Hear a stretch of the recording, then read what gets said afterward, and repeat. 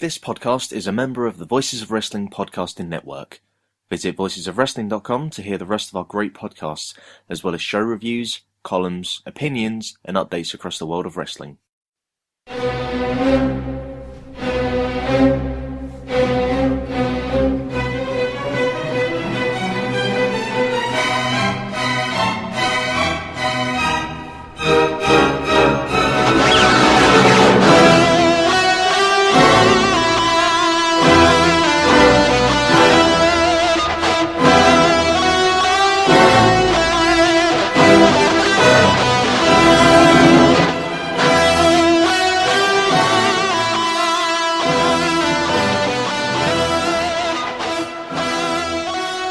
Hello everybody, you are listening to the BritWres Roundtable. I'm Robin Reed. I am joined, as almost always, by Arnold Furious. Hello. And on this episode, we're going to be talking about the European section of the Wrestling Observer Hall of Fame vote, which is happening, I guess, as we speak, and the deadline's coming up fairly soon. The deadline's in like 4 days, so by the time this is up, it will probably have passed, but we're going to have a talk about it anyway. I say the European section. The section is actually more of a catch-all everywhere else section. I think I've got the official title. I follow wrestling in Europe, Australia, New Zealand, Pacific Islands, and Africa. Do you follow wrestling in all those regions, Arn? Because of course I do. I have watched an entire show from Nigeria, if that helps. With Poweruti booked. It was dreadful. You're well qualified then. You're well qualified. Yes. We should probably state, Arn, for the kind of the first time this year, you've been given a vote for this. Yeah. I had a ballot about 3 years ago as part of the History of Wrestling team. We basically got sent a ballot, and it was kind of to James Dixon, but he emailed me and said, "Who do you want to vote for?" And we'll do like a collective vote. But basically, I don't go in the same circles as Meltzer or anyone he hangs around with, so I was kind of off his radar, I guess. So I've never had a vote before, but I got one this year because of Will Cooling, who is constantly emailing Meltzer about various bits and bobs, and he got asked to recommend people who didn't have a vote in Europe who should. So I was on that list. I think pretty sure Benno got one as well from that, and somebody else. So yeah, I do have a vote this year. It's the first time.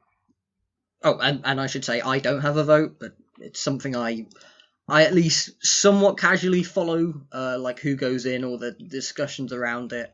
And this year especially, I've been taking a keen interest. Well, I tried to get us to do a podcast about the European possibilities. I want to say 2 years ago. It might even have been 3 years ago, because it was just something that I was interested in doing a podcast on. And basically, you and Ollie were like, well, "We don't really know anyone that's on the ballot," so that didn't happen. I mean, it's still kind of the case. Like, I'm going to be very upfront about it. I'm not going to lie. I've done some research for this, to varying degrees on different guys, but I'm very much not a World of Sport expert, which is where pretty much all but one of the European candidates come from, kind of by the nature of where the scene is at and how it's historically been. It's basically a historic category in the voting at the moment. I think the most recent guy is almost like Johnny Sain, which kind of says a lot. And that's only because he kept wrestling like after he basically retired, and then he came back and he did a load of stuff like 10 years ago, which people might know him from wrestling Mike Quackenbush in Chikara. Mm-hmm. Mm-hmm. And, you know, the ever popular NXT UK commissioner, or whatever the title is. I've never seen him actually cut a promo on that show, because I don't watch it.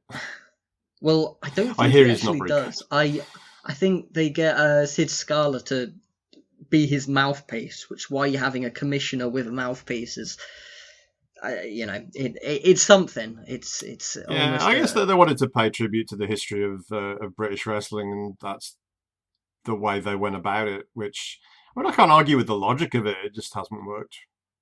I guess before diving deep into the topic, the individual candidates, which we're going to be doing, we should probably, for people who maybe don't follow the Wrestling Observer Hall of Fame, kind of go into what it's all about.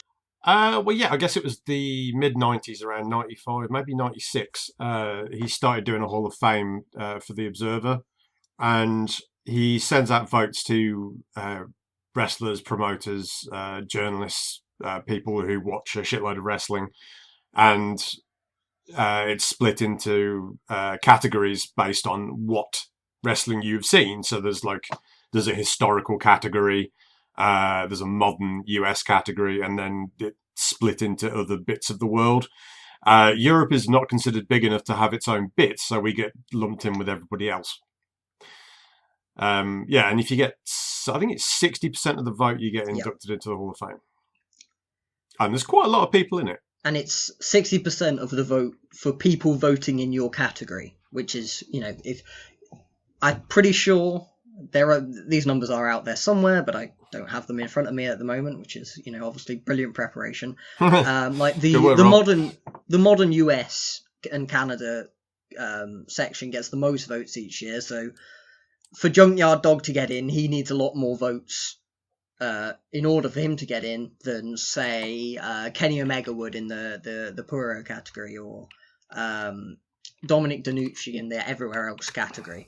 But it's all percentage based. So for anyone who votes for a single guy in a category counts as a vote against every other guy in that category, which does occasionally cause some problems with people dipping into a category that isn't really their wheelhouse, because they feel, but I liked La Parka in WCW. I want to vote for.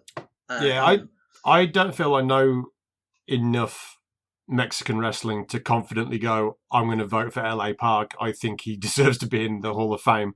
But obviously somebody did, because he went in last year. Right, and I think for him, a lot of the problem was, it wasn't that he was a bad candidate, it's that so many people were jumping in, voting just for him in that category, and it was screwing over everyone else in the category, where a lot of other people were. No one else got in from the Mexican category. There was a real logjam. That was it. And I think for a few years before that, there'd been similar problems. So the criteria for getting in, it comes down to 3 different categories that you're supposed to weigh. I don't think it explicitly says you're supposed to weigh them equally, but I think it's kind of implied. Yeah, the wording of it is, I haven't got the email in front of me, but it's that if you think they're particularly strong in 1 or 2 categories, so if you think they're the greatest in-ring wrestler of all time, but nobody bought a ticket to see them, then you can vote for them based on that, which I think is fair. Right, yeah. I think a lot of the time it feels like there's a slight bias towards drawing, but the 3 categories are drawing power, being a great in-ring performer / excelling in one's field in pro wrestling, because there are managers in their own section, but also not their own section, because it's a Meltzer thing, so it's got to have certain Meltzerisms where... Oh, there's all kinds in there. They've got journalists. Jim Johnson's in there, who does the music for WWF, or did back in the day. I don't know if he still does. Probably not. And they're weird, because they're listed in their own category, but the votes actually count for whichever category they would be in. So, if you vote for Jim Johnson, that counts as a vote for modern US, even though it's listed in the non-wrestling category. And that's then very Meltzer, isn't it? It really is. In some ways, it's almost got a unique charm because of it, because it's just so Meltzer. And then finally, the 3rd category that almost exclusively gets cited as influence, despite that word not appearing on the ballot. Well, the wording is positive historical significance. Yes. That's the way it's worded. But historical significance in a positive manner, if we're being real pedantic. Yeah, like I said, I haven't got the email in front of me. I'm just kind of doing that from memory. But we've always talked about that as influence, which it isn't. Yeah, they mean very similar things, but... And in general, I think people will just say influence because saying historical significance in a positive manner is a bit of a mouthful. But, I think we'll come to that wording again later, especially when we're talking about Big Daddy, because I think the positive manner section is something that can easily be overlooked, but is actually very important. So with something like this, I think it's kind of important to kind of lay out how we structure it, how we think of things, before diving into the candidates and saying why we would and wouldn't vote for it. It's important to kind of lay the foundations. So the way I think of something like this, where we've got the three categories, is I think of it in kind of like a 3-point system, where across the three categories, I'm scoring someone from 0 to 3 in each one of them, but very, very few people are getting on the high end of that. And if you can accrue 3 total points across the 3 categories, then I would vote for you. And if you're not, then obviously you don't get the vote. Mine's like slightly more complicated, but basically the same. So I have like a 0 to 10 for each category, and if you get 22 out of 30 overall, then I think you're good enough. Right. So it's basically the same, but it's not quite so. It's similar ideas, yeah. So I'm giving like I like a wider range of numbers to play with. Yeah, and I think I've kind of just leaning more on the kind of the simplicity, which in some ways could run into problems, but it especially when you're talking about people on kind of broad strokes, it easier to summarize in some ways.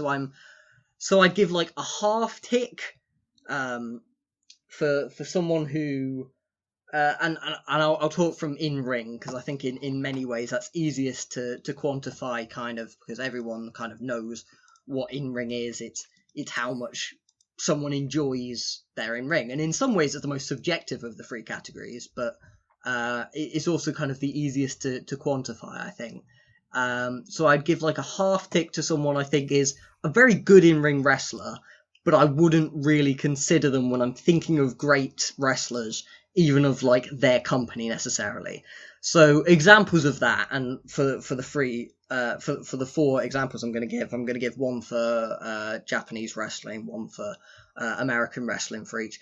I'd say like a Kofi Kingston or a Satoru Asako, like very good wrestlers involved in some great matches, but when you think of them, you don't go, yeah, he was an absolutely amazing wrestler. Not like a Hall of Fame level wrestler, but they don't not have a case at all. So if they're stronger in some of the other categories, that can kind of be a supplementary thing. Then I've got my 1 tick, so if you're getting 1 tick in all 3 categories you're in, I'm thinking of someone who is a great wrestler, who I do think of when I think of their company, their era, their region or something, and I go, yeah, they were great, but not really like one of the very best, even in like their time period. So I'm thinking of maybe like a Yuji Nagata. Everyone loves Yuji Nagata. He's a great wrestler, but there haven't been too many times in history where you've really gone, yes, he's like one of the best wrestlers alive at the moment. But he's very good. He's a Hall of Fame level wrestler in ring. US example, I'd maybe give like CM Punk. Great wrestler, had some great matches, specifically in WWE. Weirdly, he's one of the few people who had better in-ring stuff in WWE than actually on the indies. Great, but not extreme to the level where it's like if you're making a list of your top 20 wrestlers of all time in ring, I don't think CM Punk should make many of them, but he was a great wrestler and a Hall of Fame level in-ring wrestler. Then for like the double ticks, and I'm really, when you have a scale of 0 to 3, it's steeply curved. So when I'm talking about double ticks, I'm thinking for that category, they're one of the best. At some point in time, they had to be in the conversation for being the best in the world at their thing. But when you're looking at it as a whole of all of wrestling history, they're not quite in conversation for being the best of all time. So I'd say like maybe a Chris Benoit or a Kenta, 2 amazing wrestlers. Both of them in their primes were right up there with the best in the world in ring, but they're not really in the conversation for greatest wrestler of all time in terms of in ring. And then finally for the triple ticks, to get all 3 points, so that's enough to get in almost by itself without any of the other categories, they have to literally be in the conversation for being the greatest of all time in that category. So like a Misawa, a Danielson, that sort of thing. You put a lot of thought into that, Rob. It's very good. That's kind of how I model it. And I think with stuff like the Hall of Fame, when you're talking about it, it's important to understand how that person is modeling it, so to kind of give context to what they're speaking about, if that makes sense, I think. Yeah, I've thought about everybody that's on this list very hard. I've spent a lot of time on each one of them, but yeah, I haven't really thought of it quite so mechanically, I guess, even though I've done my little 1 to 10 gimmick for each attribute. I haven't gone into that kind of thought process, not to that degree. And what in ring, I think, is a lot easier for you to do that with, whereas like where do you draw the line with like drawing power, I guess? Like has main evented shows that drew X number of people, or like where's the line? Yeah, there? drawing's always a weird one, because I always like to consider context with drawing a lot, maybe more so than most people who talk about the Hall of Fame. I'm less about the raw numbers and more about was their time on top an upswing for their company, in the context of their time period, that sort of thing. Because I mean, you look at like a John Cena, if maybe that's not a great example. You look at, say, Kento Miyahara. I think it's undoubtable to say they are a draw, but if you're comparing them to, say, the biggest draws in all Japan's history is your Giant Babas, your Jumbo Sarutas, the numbers they're drawing are nothing. And they're not a draw on anywhere near the same level, I think but they are still a relevant draw. Yeah, I think if you look at the numbers that over the course of the year, that like his first year on top, like Kento Miyahara made numbers like across the board jump up just because he was that good. So yeah, I would say he was a draw, but like he was drawing 2,000 people to Kurikan Hall. Well, probably not even that. But it was before that they were drawing like 700. So it's like he's like doubled the number. Yeah, so that's what I mean by like context matters with drawing. Even it seems like it would be the easiest category because it's drawing power. It's literally a number a lot of the times of attendance. But I think you do have to take context into account. Like I find WWE very hard to contextualize. It's like, would you say Randy Orton's a draw? Like, has anybody ever bought a ticket and gone, oh, gee, I'm really excited to see this Randy Orton match? Or did they just buy a ticket to a WWE show because it's a WWE show and he happened to be the champion at the time? I would kind of lean towards the latter. But if you look at the numbers that he's done, like in main events and shit, he's done massive, massive numbers, but like, were they for him or were they just for the company? Yeah, at risk of going on too long a tangent. Yeah, it's quite long already, isn't it? I think towards the beginning of his, like, when he was first bursting onto the scene, I feel like that Evolution, when he split off from Evolution, around that period, he was maybe an actual difference maker. But for the last at least 10 years or so, he's just been another guy, very much so. But yeah, so what we're saying is it's very hard to judge criteria, and it's even harder with what we're dealing with in Europe because a lot of it is they're small numbers, and it's kind of hard to tell if the needle has moved a lot based on one person being there or not. So it's almost like you can't really use drawing power for the European guys. A lot of it's gut, and I think in some ways a lot of it often comes down to less drawing power and more star power because it's kind of adjacent, and how big a name someone was, how well known they were. Like maybe we'll get onto it, but like in the case of Jackie Pallo, how he kind of almost became somewhat of a crossover star, that sort of thing. While it's not directly drawing power, it's like adjacent enough that you can kind of use it to induce drawing power, if that makes sense. Yeah. Yeah, so that's what we're going to have to do, basically, because we don't have a lot of numbers, and it's very hard to argue the numbers for a certain person and more for the product, and the product was hot. But the reasons for it being hot are quite often the wrestler in particular, so that will be helpful, I think. Yeah. Now, I want to get this out in front of this. I'm not going to pretend to be any sort of World of Sport expert. I was born after it ended by a fair distance. It's not a style I'm completely in love with, so I haven't gone back and watched a ton of it. So I have done some research for this, but for the most part, I'm just going to kind of be laying out to Arn and being like, explain this guy's take. So yeah, let's start with Big Daddy, the least controversial of all the candidates, of course. Big Daddy is the name that always comes up. It's that when I found out I got a vote, I mentioned it on the timeline. I might even just mentioned it straight to Alan Cheapshot, and his first reaction was, "Are you voting for Big Daddy?" It wasn't like anything else. It was straight to that point, because at the moment it's such a controversial talking point among most of the European wrestling fans as to whether he should be in or not.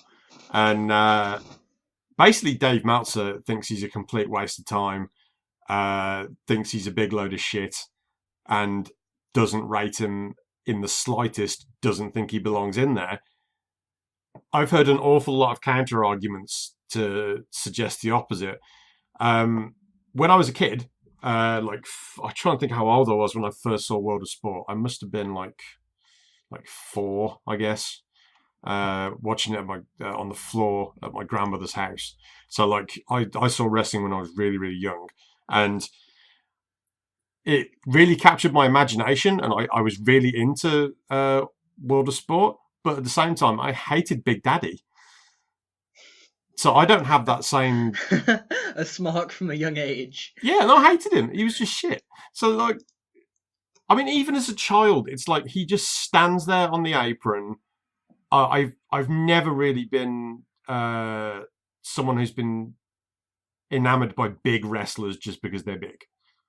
And this guy, he didn't do anything. He just stood there on the apron. He was obscenely overweight, and I didn't see what the appeal was. And he had a bit of a nationalistic thing going on as well. And I hated that too. It's really weird because when I was a child, I hated Big Daddy, and then I tried to watch WWF and I hated Hulk Hogan as well. So I basically stopped. So there's this spell when I was a slightly older child until I was a teenager, where I didn't watch wrestling because I just hated the people that were the main guys, and Big Daddy is a big part of that. However, I'm well aware that I'm in the minority and that he was a very, very large star. He had that crossover appeal. They wanted to do a show on Saturday mornings, which is like Big Daddy's Saturday show or something. They actually wanted to base an entire Saturday morning children's show around him, and it would have been on one of the main TV channels. So he was a huge, huge star in the UK, and I don't think Dave Meltzer really appreciates how big he was. He was a household name in the way that Hulk Hogan is a household name to non-wrestling fans in the United States. My mom knows who Big Daddy is. I feel like that's the tester. It's like you ask her to name a wrestler, and it's like, I don't know, Big Daddy, and you're not going to get much further than that because she has never watched wrestling in her life. So she doesn't know who anyone else is. And there is no one else in this country who has had that same crossover appeal ever. So he's the one guy that's really managed to cross over into the mainstream, stay there, and have that cultural significance that so very few wrestlers have in any country. He's like our El Santo. He's our Hogan. He's our Inoki. it really is. I think it's hard to kind of contemplate or like understand the level of cultural, like how relevant he is culturally, even after World of Sport's been off the TV for what 30. Am I doing my maths a wrong? long 30-ish time. years. Yeah. Yet this is completely anecdotal, of course, but when I was first getting into wrestling, I remember talking with my nan about it, and when I like mentioned wrestling, her response was, "Oh, is it like the Olympic wrestling or is it the Big Daddy wrestling?" And that's what it is. That he's the first wrestler, people of an age, so I'd say probably 40 plus in the UK, he would be the first wrestler non-wrestling fans think of. Yeah. That's that's how completely built fair. in he is. I think I'm 43, and when I was growing up, like WWF had just started to be a hit, so like late 80s. So like we're talking. I guess I remember seeing like Hogan and Savage pictures when I was in first school. Like so I'd have been like 8, I guess. So like 1984, somewhere around then. So that would be when the WWF started taking over. Like before that, it was very much World of Sport was the wrestling. And he was pretty much, by the end, from what I understand it, by far and away, some would say, to a problematic degree, the biggest star. Like no one was quite in his stratosphere. You had Giant Haystacks as kind of his foil, but other than that, that's the one feud that always gets brought up by when you hear it. First you hear Big Daddy, and then you hear, oh, we used to feud. People will then talk about his feud with Giant Haystacks, and that was almost like a cultural happening. That to the degree it was. But yeah, well, they built them both up. That was the way it was done. It's like they built up a monster heel and a monster face, and then just kind of threw them at each other. That was, and the matches were rotten, like unbelievably bad. Right, and when we talk criteria, he's getting points for Hall of for drawing power, kind of by virtue of his star power, easily. Yeah, I don't think you can argue drawing power. I know Meltzer doesn't really believe that he was that much of a draw because of the numbers, but like he was selling the tickets that were there. He was selling out the buildings that were there. He didn't have any of these American style auditoriums to sell out, but like he sold out everything else. He'd sell out shows in minutes, and he'd do some big TV ratings too. Yeah, he was a big star, and like the one thing that you can't argue, I think, of the 3 criteria is drawing power. Like, there's absolutely no arguing that. I think it's the easiest thing that you could possibly say that he's got.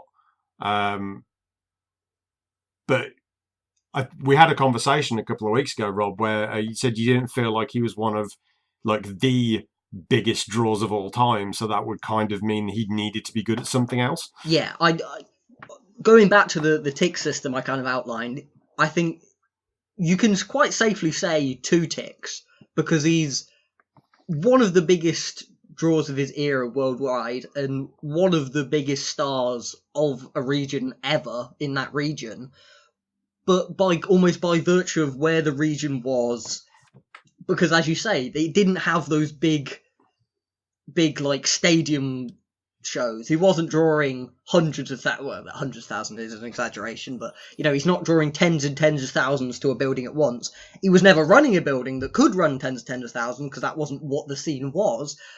But to really be in that top echelon where it's like you can get in based on that category alone, I want you to be in the conversation for greatest of all time in that category, and I don't think you could really make that argument for him. Yeah, no, I probably agree with that, but at the same time, he is like the single biggest draw in the history of the UK. Yeah. Which is a pretty big place to be. And for that alone, you could argue that he belongs in argument. just for that. I can see the argument. If there was anyone who would go in based solely on drawing power from the UK scene, it would have to be him.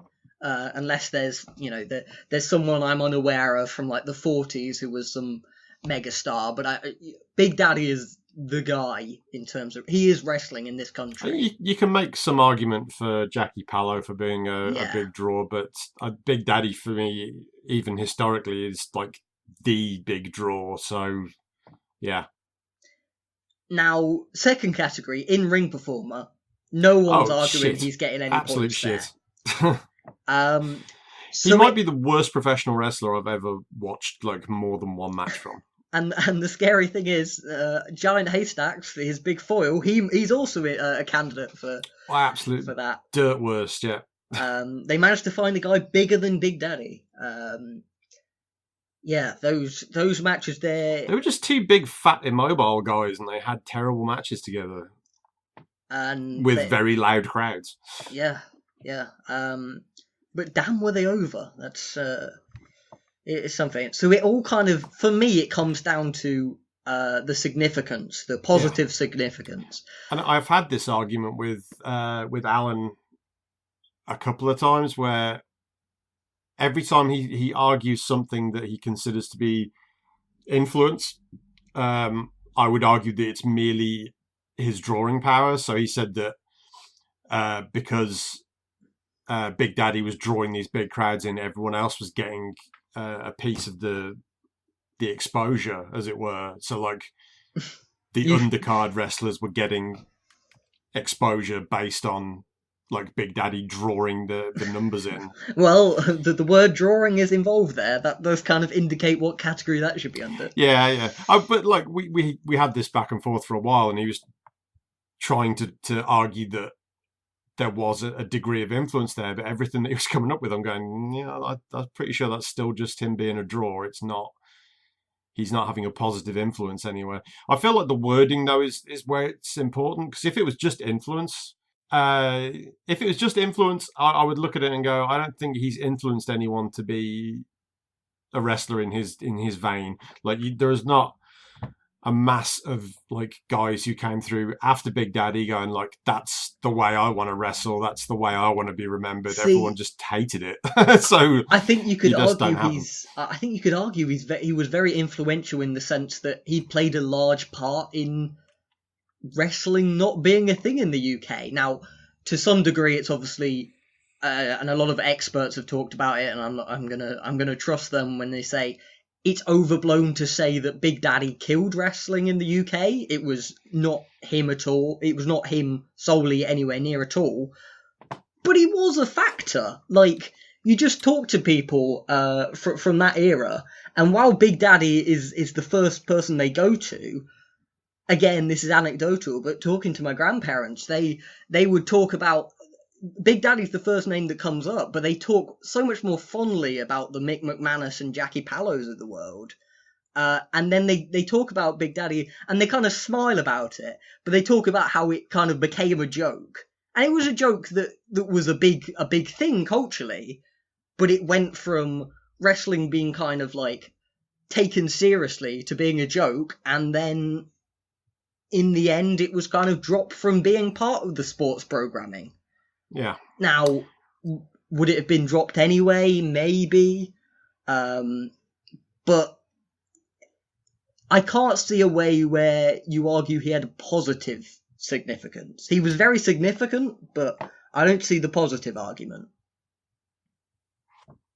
Yeah, so I had a quick word with Mo Chatra about this. And the suggestion is that so in the 70s, when like he started to come through as a star, it was like a real revival for the TV ratings. So the ratings had been going down because the guys who had been around for ages before, like Mick McManus, like Jackie Pallo, people had gotten bored of them because they'd just been around forever.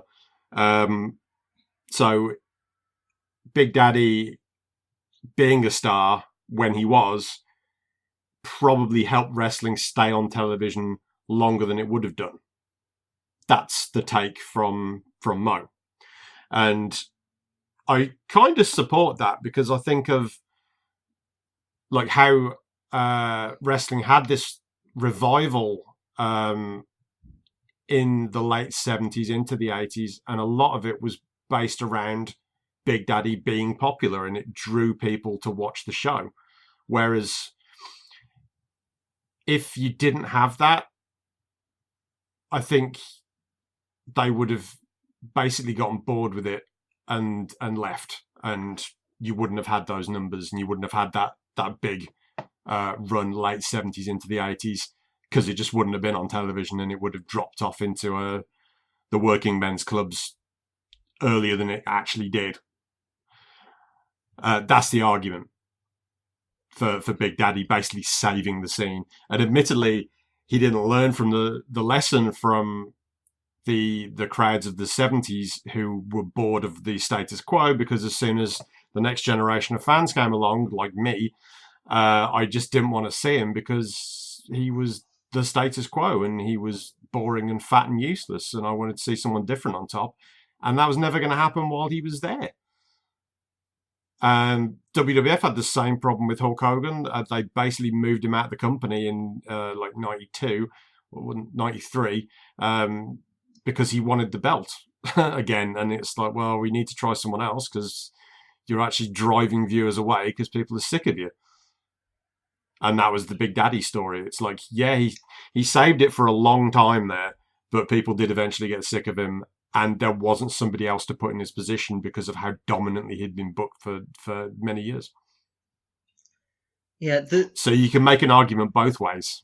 The way I've seen it described in the past is, and kind of from a balanced point of view of the, like, on one end you have the people who are like, well, Big Daddy killed British wrestling, which is not necessarily, it's definitely, at minimum, it's a huge oversimplification. And on the other end of it was that Big Daddy just saved British wrestling for a while. I feel like you could make a stronger argument for the latter than you could for the former. Right. And what I've seen from some people is that he prolonged British wrestling, but in doing so turned it into a joke that it couldn't recover from, but it was a very popular joke, if that makes sense. Yeah. But I feel like there was enough undercard guys who were still wrestling the same style that people wanted to see. So if you were more of a purist and you wanted to see like good technical stuff, that was still happening right until the end. There were guys who were working that style, and they were successful with it. It just became that Big Daddy was the number one star. And maybe the problem should have been that he should have put some people over and kind of moved to one side and been more of a figurehead for the scene rather than the number one in ring guy. Would you? Are you voting for him? I don't know. You're still undecided. Yeah, I've been on the fence for literally since I got the ballot. I've been debating whether I should vote for him or not. And it basically comes down to whether I believe he was a big enough positive influence on the scene for long enough to offset the fact that he was so shit. Basically, he was a shit wrestler. There's no doubt about that. But he was also hugely important to wrestling history. And does that mean that your Hall of Fame is incomplete because he's not in there? When I was doing my point scoring system, he didn't make it to 22. Because basically you would need, even if you maxed out the other two, you would need like at least 2 out of 10 for in-ring. And I think he's possibly a 0. Well, as you said, he might be the worst wrestler you've ever seen. So, Yeah. You shouldn't be scoring many points in the Hall of Fame criteria there. Not at all. While I think he is a very strong candidate, to be honest, there's strong arguments both ways. And I find it very difficult to decide what to do. I will probably vote for him on the sole basis that it'll make Alan happy. And then also vote for Edge to upset him. I think It's like that's two horrible decisions there. But rough with the smooth. Yeah, no, I'm not going to vote for Edge. But yeah, it's the temptation is there. I still haven't decided. I will decide literally when I send the email, but it's a 50-50 for me. He's a guy that if I had a ballot, I don't think I would vote for. Just because I would be open to hearing someone explain in almost more detail and Yeah, I think pointing to the fact more that things. you get that argument every single year that why is he not in? I feel like you wouldn't have that argument if people didn't strongly feel that he belonged in there. And if you look Yeah. at some of the people that are in there, it feels like he probably should be. See, I'm in general against the stance of like the bar is the weakest person in there because I think there's always going to be some mistakes. I think everyone on this ballot should get in based on that. Yeah. Like there are some mistakes that happen, unfortunately, as with any like voting thing. I mean, look at Brexit. Yeah, I think I would just need to be persuaded on the positive influence, positive significance.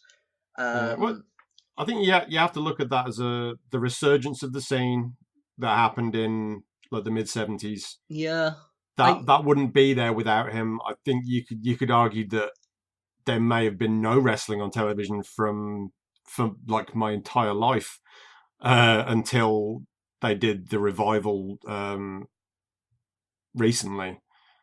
There's a good chance that might have happened if Big Daddy hadn't been the star that the scene needed when he arrived in the mid-70s. Yeah, well, I guess like you're kind of winning me over. You're kind of winning me. He's definitely a guy I can understand why people would vote for him. Where there's some candidates where you get confused seeing people vote for them. Big Daddy's a guy where like I get it completely, but I also understand why people wouldn't vote for him. Like he's a perfect like fence candidate, I think. Yeah, which is why I'm still on the fence about him. Well, but at the same time, I think I probably should vote for him because he is like I said, he's the biggest name in the history of the country that I live in. So like, it'd be like me living in Mexico and going, well, sure, Al Santo was a big name and he was really, really famous in my country, but like I just didn't like him. Yeah, because that's what it comes down to. And if we're voting for him as a wrestler, like I'm going to say no because like he sucked. So that's the choice that I have, and I feel like from the perspective that I'm coming from, I probably should vote for him. Yeah, I can see it both ways. Let's move on because I think we. Yeah. Well, that was always going to be the one that took up the most time. Yeah, that's for the most part the one that's always brought up almost at the expense of all the other conversations that happen. There are a lot of other. If he gets in, we can start talking about other people, which would be good. The next guy on the ballot, though, we're not going to have a whole lot to say about because Billy Joyce was around from like 1942 to the mid 70s, and there's not a lot of tape out there to begin with. I can't find anything. I deliberately went out of my way to look for tape, and I can't find anything. So now he's spoken of very, very highly. He had a hand in training Carl Gotch and Billy Robinson, and Billy Robinson like once went on record and said he was the most complete wrestler of his generation, without a doubt, the best technical wrestler I ever met or wrestled, and that's high praise coming from someone like Billy Robinson. Yeah. But there are people out there who think of him as like the best guy to ever come out of the snake pit in Wigan, and that includes a lot of very big names. So for him to be held in that regard, well, that explains why he's on the ballot, basically. But the vast majority of people that are voting for this have probably never seen Billy Joyce wrestle. The fact that I've never seen Billy Joyce wrestle is, I think, speaks volumes. I watch a lot of stuff. Right, and he's a guy that I get the impression a significant chunk of his argument is in ring, so it's incredibly hard to vote for someone when their case is built on in-ring and you haven't seen them.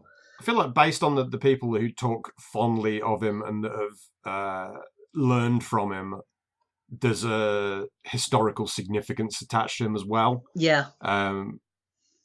but yeah, I don't really know what it is. So it's almost from a point of ignorance that I don't feel like I can vote for him because I just don't know enough about him. It's one of those things, I think, where it's like it's almost too late for him, even if he might be a Hall of Famer level wrestler, but because of the nature of when his career was and when we are where we are now in 2019, there's not a significant enough section of the voting base that was around when he was around that he's ever really got much of a chance, unfortunately.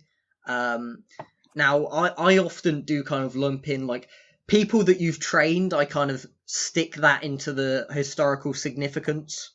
Yeah. Like, if you've trained a bunch of great wrestlers, I see that as you being historically significant in a positive manner. And, you know, Carl Gotch and Billy Robinson are two very highly regarded wrestlers who I'm not sure if he was fully their trainer or just had a hand in their training, but it's... But that again is part of the problem. It's like Yeah. we don't really know what he did during his career. So that vagueness that's out there, I'm just going to have to do more research on him and see what I come up with over the course of the year, just to see if I can find some footage for starters, because at the moment I'm just nothing. There's a similar kind of conversation that we're going to have about George Kidd, although he skewed a little later, so I think you said you'd seen a little of him. Yeah, I've seen quite a bit of George Kidd. He retired in 1976, so he actually retired just before I was born. So I kind of had to do some research on him, because obviously I didn't see him as a nipper.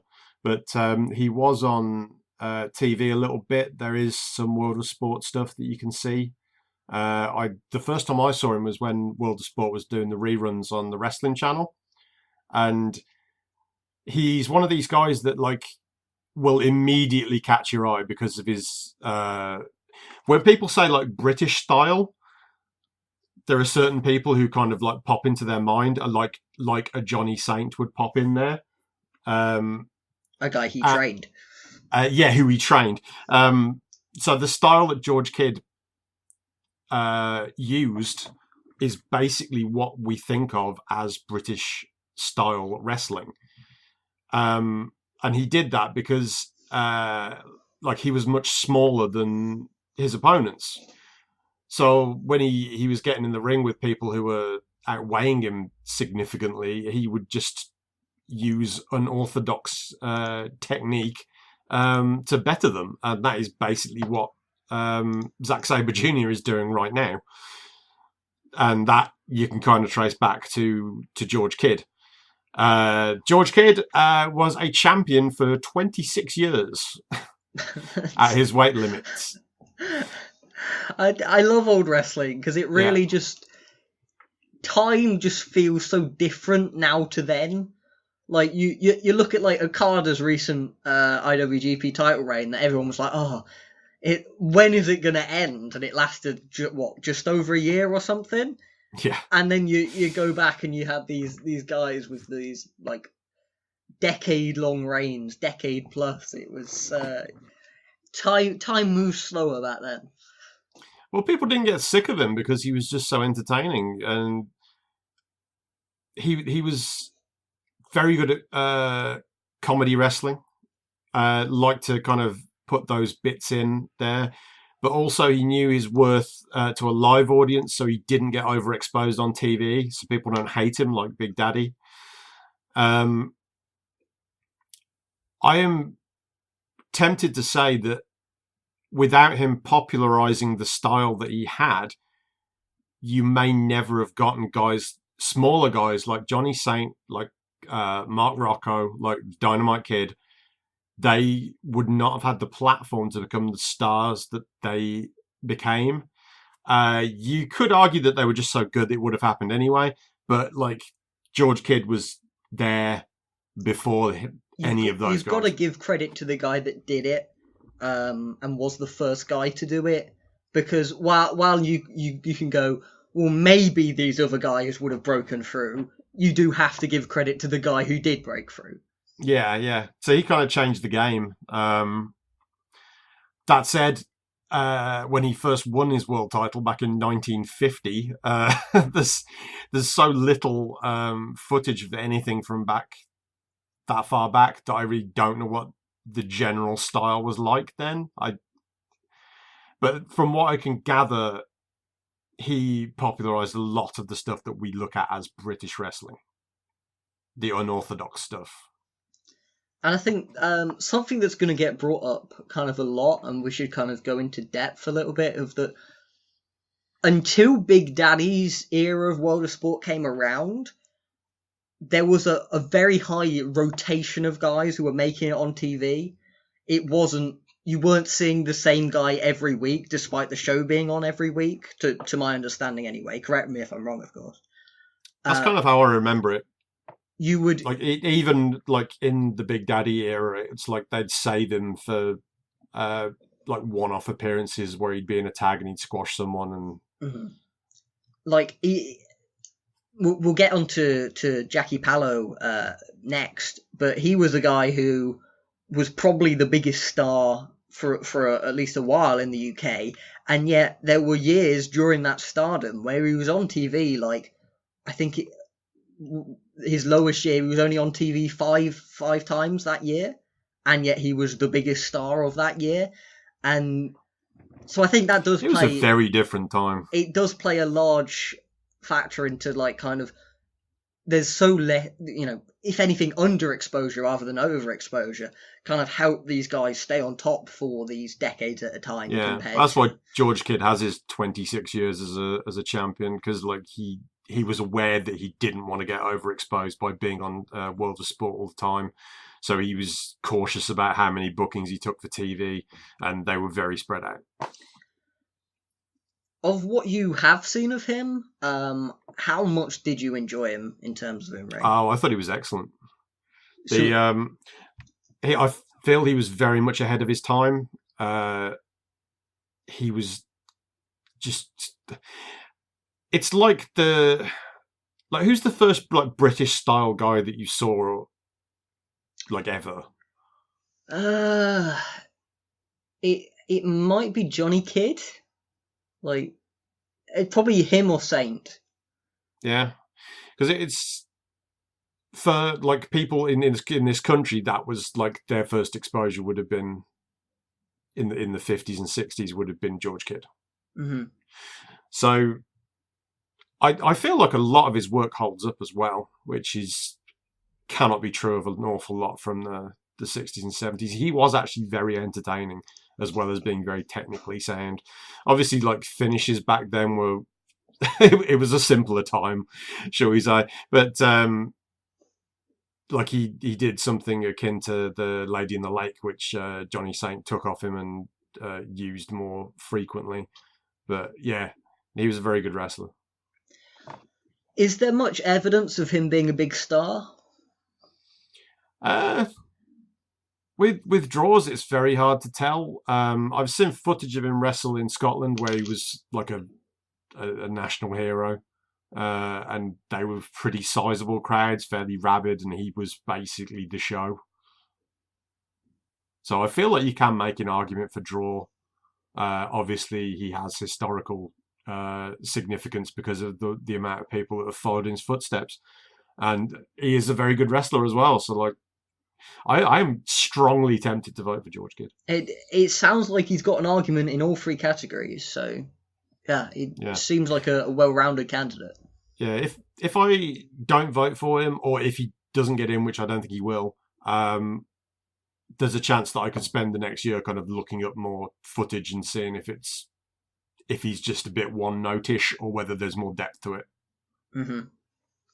But from what I've seen, he can do serious, he can do comedy, and he was technically very good. So the next guy up is Kendo Nagasaki, and again, this is very anecdotal, but from a lot of the people I've talked with about World of Sport, from the older generation from this country, as we say, that Big Daddy's the first name that comes up, and then it's often followed by giant haystacks. Then they go to Jackie Pallo and Mick McManus as kind of the second feud that they think of. And then the fifth... That's the historical one, really. Yeah. Pallo and McManus. Yeah. And then the fifth guy is usually Kendo Nagasaki, he's usually the fifth guy they bring up. It's the mask that they think of, the kind of the mystique. How significant and how big a star did you consider this guy?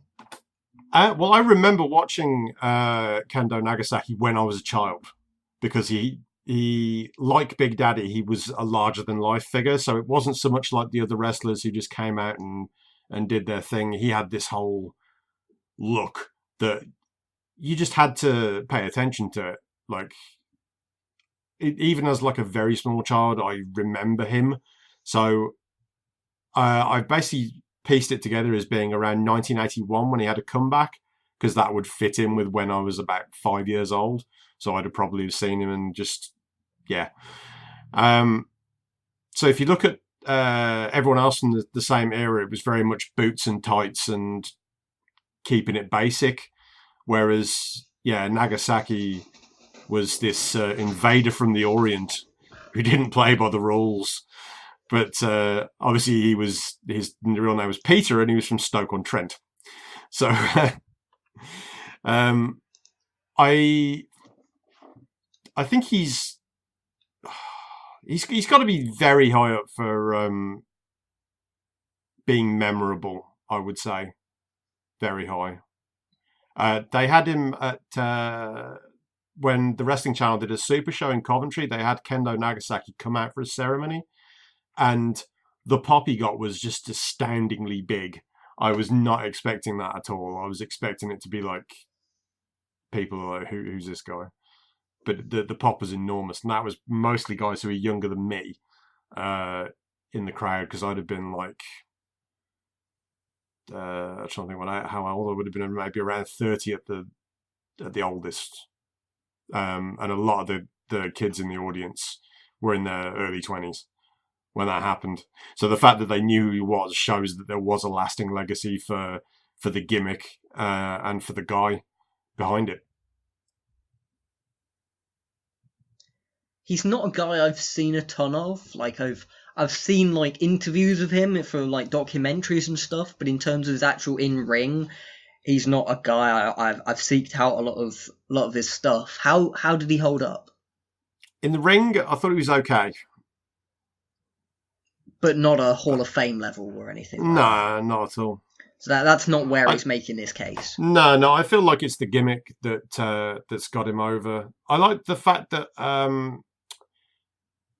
I don't know what his name was, but there was an actual Japanese guy who did the Kendo Nagasaki gimmick in Real Japan, the one that Sayama trained people for, with like a Union Jack on his gear. So it was like a mirroring art as a Japanese man pretends to be an English man pretending to be a Japanese man. Wrestling. Yeah, there's an awful lot of people who are very wrestling. There was a lot of people who were very invested in the character, and a lot of what he did was stupid, like hypnotizing Robbie Brookside. But at the same time, I remember it. He was someone who was in general considered a draw, considered a big figure. Yeah. You have to remember the era that he wrestled in needed star names, and the one thing that really counts against him is that he was a bit flaky and kept like leaving. So you don't have that established run. I felt like Kendo Nagasaki is somebody who could have been like the big star in British wrestling, but he never was because he didn't want to be. Yeah, like his career was like several 2-year runs or 1-year runs, intermittent with breaks. Yeah, but he was tremendously over, and people did like him to a degree where if you said he was now the main guy, that wouldn't have upset people. They'd have been quite okay with it. I would find him very hard to vote for, because the reasons why he would be going in are based around gimmicks and angles and such. And I feel like you could have put pretty much anyone behind that mask and done the same thing. You'd almost give more credit to the promoter for booking the angles, that sort of thing. Yeah, there were good storylines, but like at the same time, it's as a worker, he was fine. So then moving on to a guy from a similar, probably slightly earlier on both ends era, Jackie Pallo. This is a guy who, through my research, and there's an excellent article up on Meltzer's website, Figure 4 Online or whatever it is. If you search up making the case for Jackie Pallo, there's a huge essay on him. And there's actually an essay on George Kidd that I read on there as well. Oh, okay, cool. I didn't get that one. I'll have a read. But it's very good, and it's very in depth, and by the end, it's incredibly convincing. Like, he's a guy who, from my research, seems like somewhat of a no-brainer, really. Yeah, well, in terms of star power, there's the only person you could argue has more right to be in there for star power would be Big Daddy. Mm-hmm. Jackie Pallo was a huge star. It's a little bit before my time, so he was like 60s and 70s, and the point at which he was finishing was the point at which like Big Daddy was coming in, and that's kind of when I was growing up. He kind of fell out of grace as well and became kind of a persona non grata because he published an autobiography in, I want to say, 1985, which was called You Grunt, I'll Groan, which was basically saying wrestling's fake, which did not didn't go down well. No, it didn't make him very popular with the British wrestling elite, shall we say. So, like, as a child, I never heard the name Jackie Pallo. I don't think he was ever mentioned because he just wasn't popular with the boys based on what he'd written. His career was pretty much over at that point, and he was just pissed off and hated it. So, yeah. But yeah, before that, when it was him and Mick McManus as the top guys, he was an absolute mega baby face. Had the crossover appeal that Big Daddy boasts as well. He was on television. He was a big star in Panto as well. So yeah, when it comes to drawing power, I think again Jackie Pallo is a no-brainer. Have you ever seen him wrestle? I've seen the big Mick McManus match from, I think it was the Royal Albert Hall.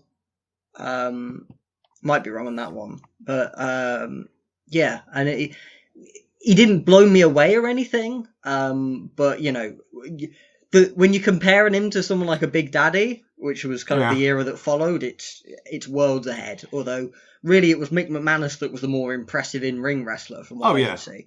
Yeah, Mick McManus. Well, he's already in. Yeah. So he's in the Hall of Fame, and he does belong in the Hall of Fame. I would suggest that a lot of the reason for Pallo being a big star is he had Mick McManus to bounce off. Right. And if you ever watch matches of Jackie Pallo where he's just wrestling like a jobber or something, they're not very good, I don't think. I find him dry. Yeah, he was.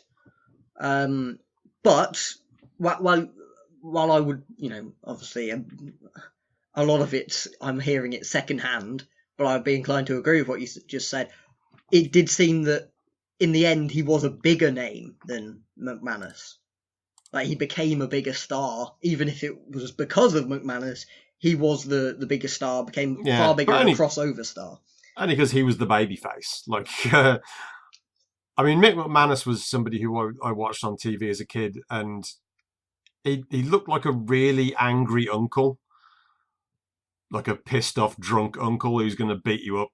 Mm-hmm. Whereas Jackie Pallo was just, I don't know, he didn't do anything for me as an in-ring guy.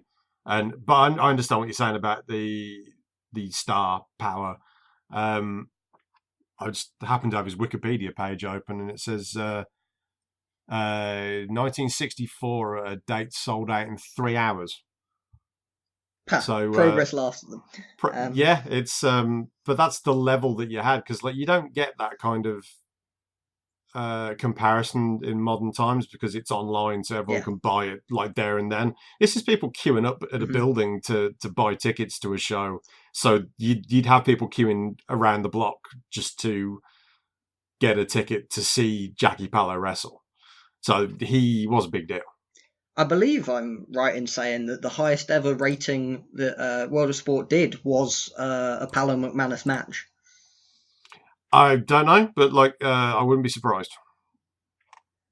And as you said, he fell out of wrestling a little prematurely because of the book he wrote. But even before that, he'd stopped showing up on World of Sport because he'd had a falling out with Joint Promotions. And in many ways, that was kind of seen as the decline, the beginning of the decline of British wrestling and World of Sport. That Big Daddy was kind of boosted back up initially. Him kind of falling out with World of Sport and Joint Promotions that was kind of creating World of Sport. That was kind of seen as the beginning of the decline. Yeah, he definitely had that star power about him, and like he was hard to replace. Yeah, it's tough. This is very similar to Big Daddy in terms of like whether you'd vote for him. I asked Alan if he voted for him, and he said yes. So, from a historian's point of view, he feels that Pallo should be in just for star power. See, doing the research, I was kind of thinking he did seem like a no-brainer, but the way you're laying it out is that while he was a better wrestler than Big Daddy, it wasn't to a degree that's a low bar, I feel. Anywhere near Hall of Fame worthy. So really, you're looking at a very similar case, and he was a slightly smaller star, probably.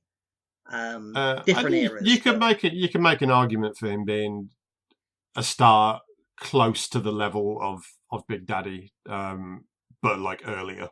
And because I don't really have anyone to ask who's that old, I can't really say one way or the other whether he was on like Big Daddy's level as a star. Yeah, but the fact that Mick McManus is in the Hall of Fame should tell you what you need to know about that feud.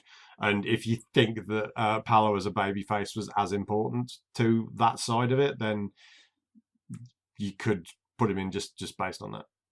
Okay, so next guy up, we've got Mark Rocco, the original Black Tiger over in Japan, and then obviously a big part of the 70s of World of Sport and the 80s, right? Yeah. Mark Rocco was a really, really, really, really good professional wrestler. The fact that he was going over to Japan and was the foil that they needed for Sayama's original Tiger Mask, I think that speaks volumes about how good he was as a professional wrestler. You could argue his case is a draw in Japan and in Europe.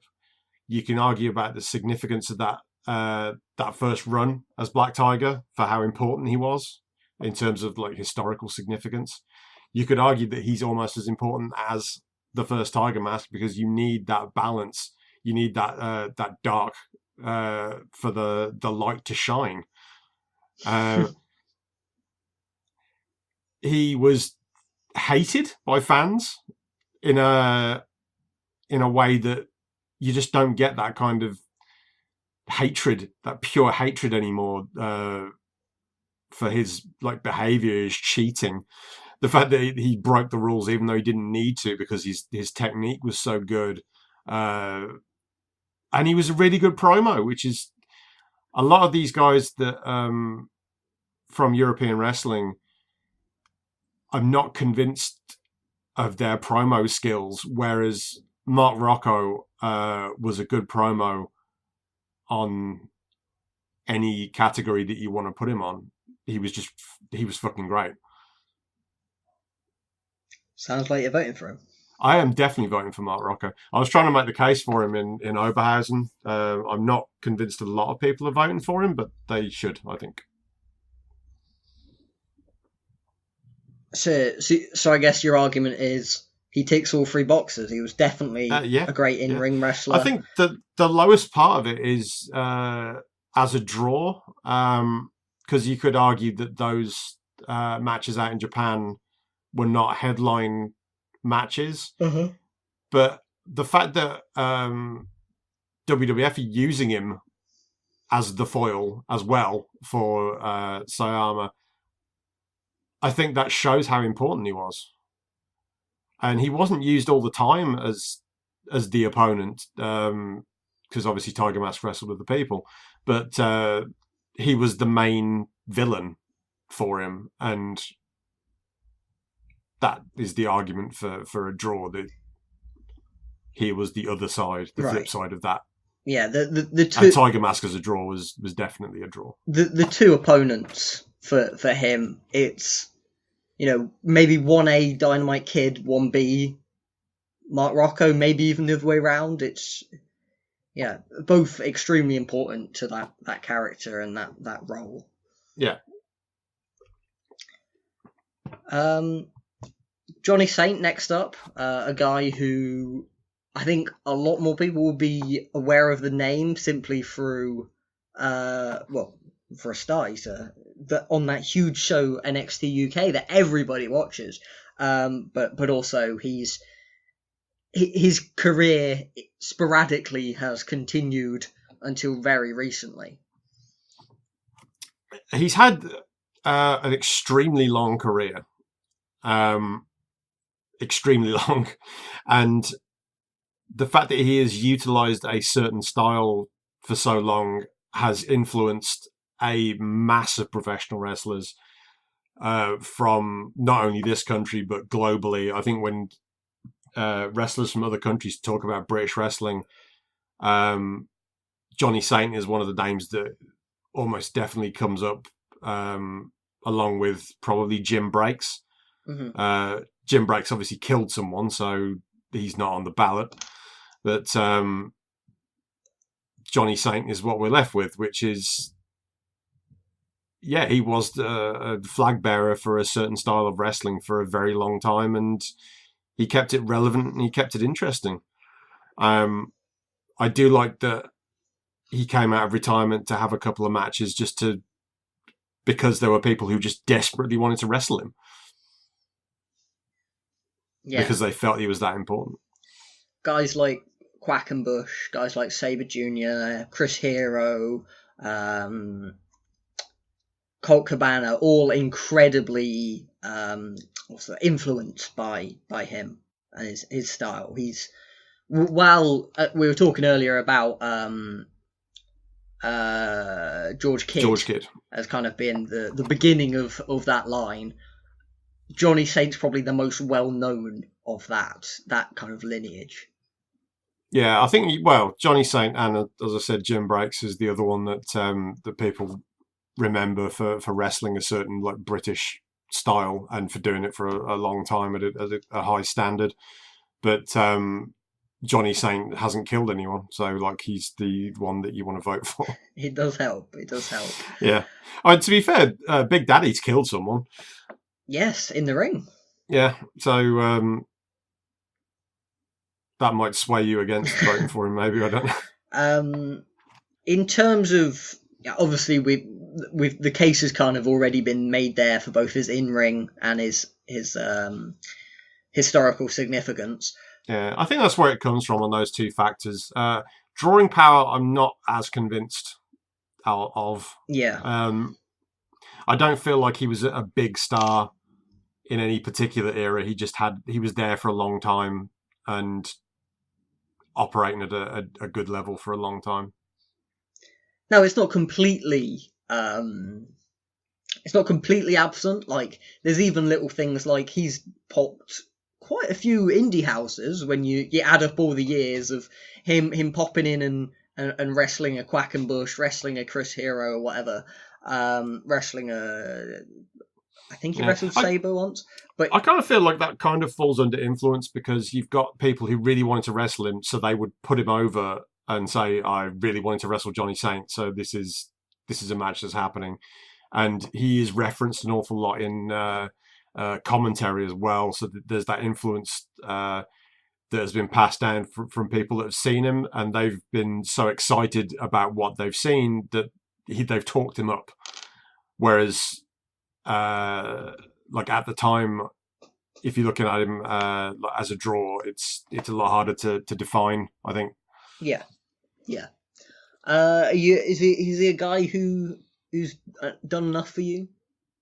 I think just about, yeah. I think the fact that he's got that longevity and he's got the style that so many people have imitated.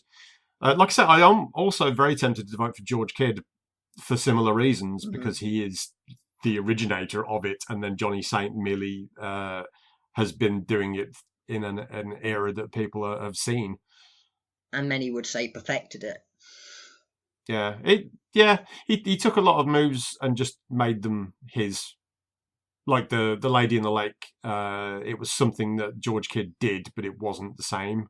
So Johnny Saint saw that and went, I want to change it a little bit, so it's mine, and that's what he did. So next up we've got Ricky Starr, and I'll be honest, before I looked at the ballot, I'd never heard of this guy. So take it away. Yeah, no, Ricky Starr's an American, so I don't want to talk about Ricky Starr. He was a ballet dancer. I've only ever seen him wrestle in America. So I've never seen him wrestle in Europe.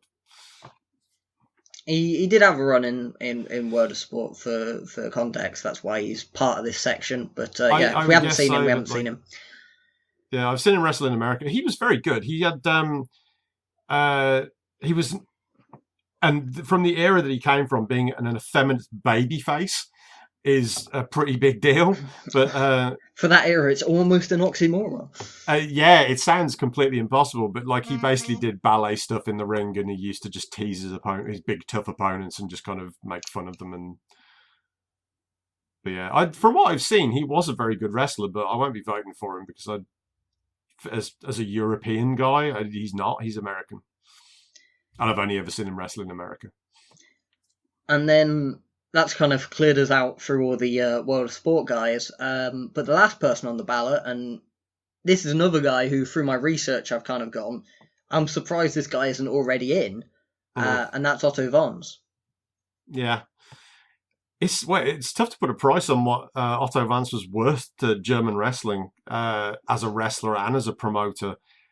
The period where he was on top, sort of 70s and 80s, running those big festivals and bringing wrestlers in from different parts of the world, was key to European wrestling being what it was. And what WXW have done in building around major tournaments is directly taken from what Otto Wanz did, bringing stars in for tournaments. Admittedly, it was over a lot longer period of time. They'd run like 36-day tournaments. Yeah, 30, which nowadays would be just logistically impossible. And although I'd love to go and watch wrestling like 36 days in a row, I would not be able to actually get that time off work. So it's just not something that would happen. But his influence in running CWA, the Catch Wrestling Association, is still very much felt today. And the only criticism you can really have of him is that, as with Big Daddy in the UK, is his inability to build new stars as a promoter and as a worker is a significant reason for European wrestling declining the way it did. But during his promotion, during his heyday, the CWA was a huge success because it was built on the back of Otto Wanz. And I think almost the positive for him that Big Daddy doesn't necessarily have is that, yes, it kind of did die off after he was gone, but he kind of created it in the first place. Like, he set up the CWA. He was the promoter as well as the biggest star for a good 20 years, from like, I guess, 1970 to 1990, and then he kind of tried to hand it off to, was it Rambo? Rambo, yeah. He was in the Truth Commission. I can't remember which one he was. Might have been Sniper. I think it was, yeah. Yeah, so and these So I were derailed you there. Truth Commission. That's Truth something Commission, you hear sniper. brought up every day. What a stable. But yeah, this was European, like continental European wrestling, or at least Northern European. French catch was kind of its own thing, or that was kind of a different era. But yeah, that was German and Austrian and basically Northern European wrestling while it existed. And they were drawing at their peak some big crowds. Like they draw like 9,000 to some of these bigger shows. Nothing to turn your nose up at. These were the biggest crowds in Europe at their peak, and he was the biggest star and the promoter. It was really well organized. Like the whole of catch when it was on top. It was well organized. It was well drilled. They knew what worked, and they were hugely successful in not only bringing stars in to work with Otto, but also in building their own stars, bringing in people who were nobodies and making them famous, like Vader, for example, or JBL. He got his first big break in CWA. But they were that good at what they did. It was a very well organized, very well drilled promotion.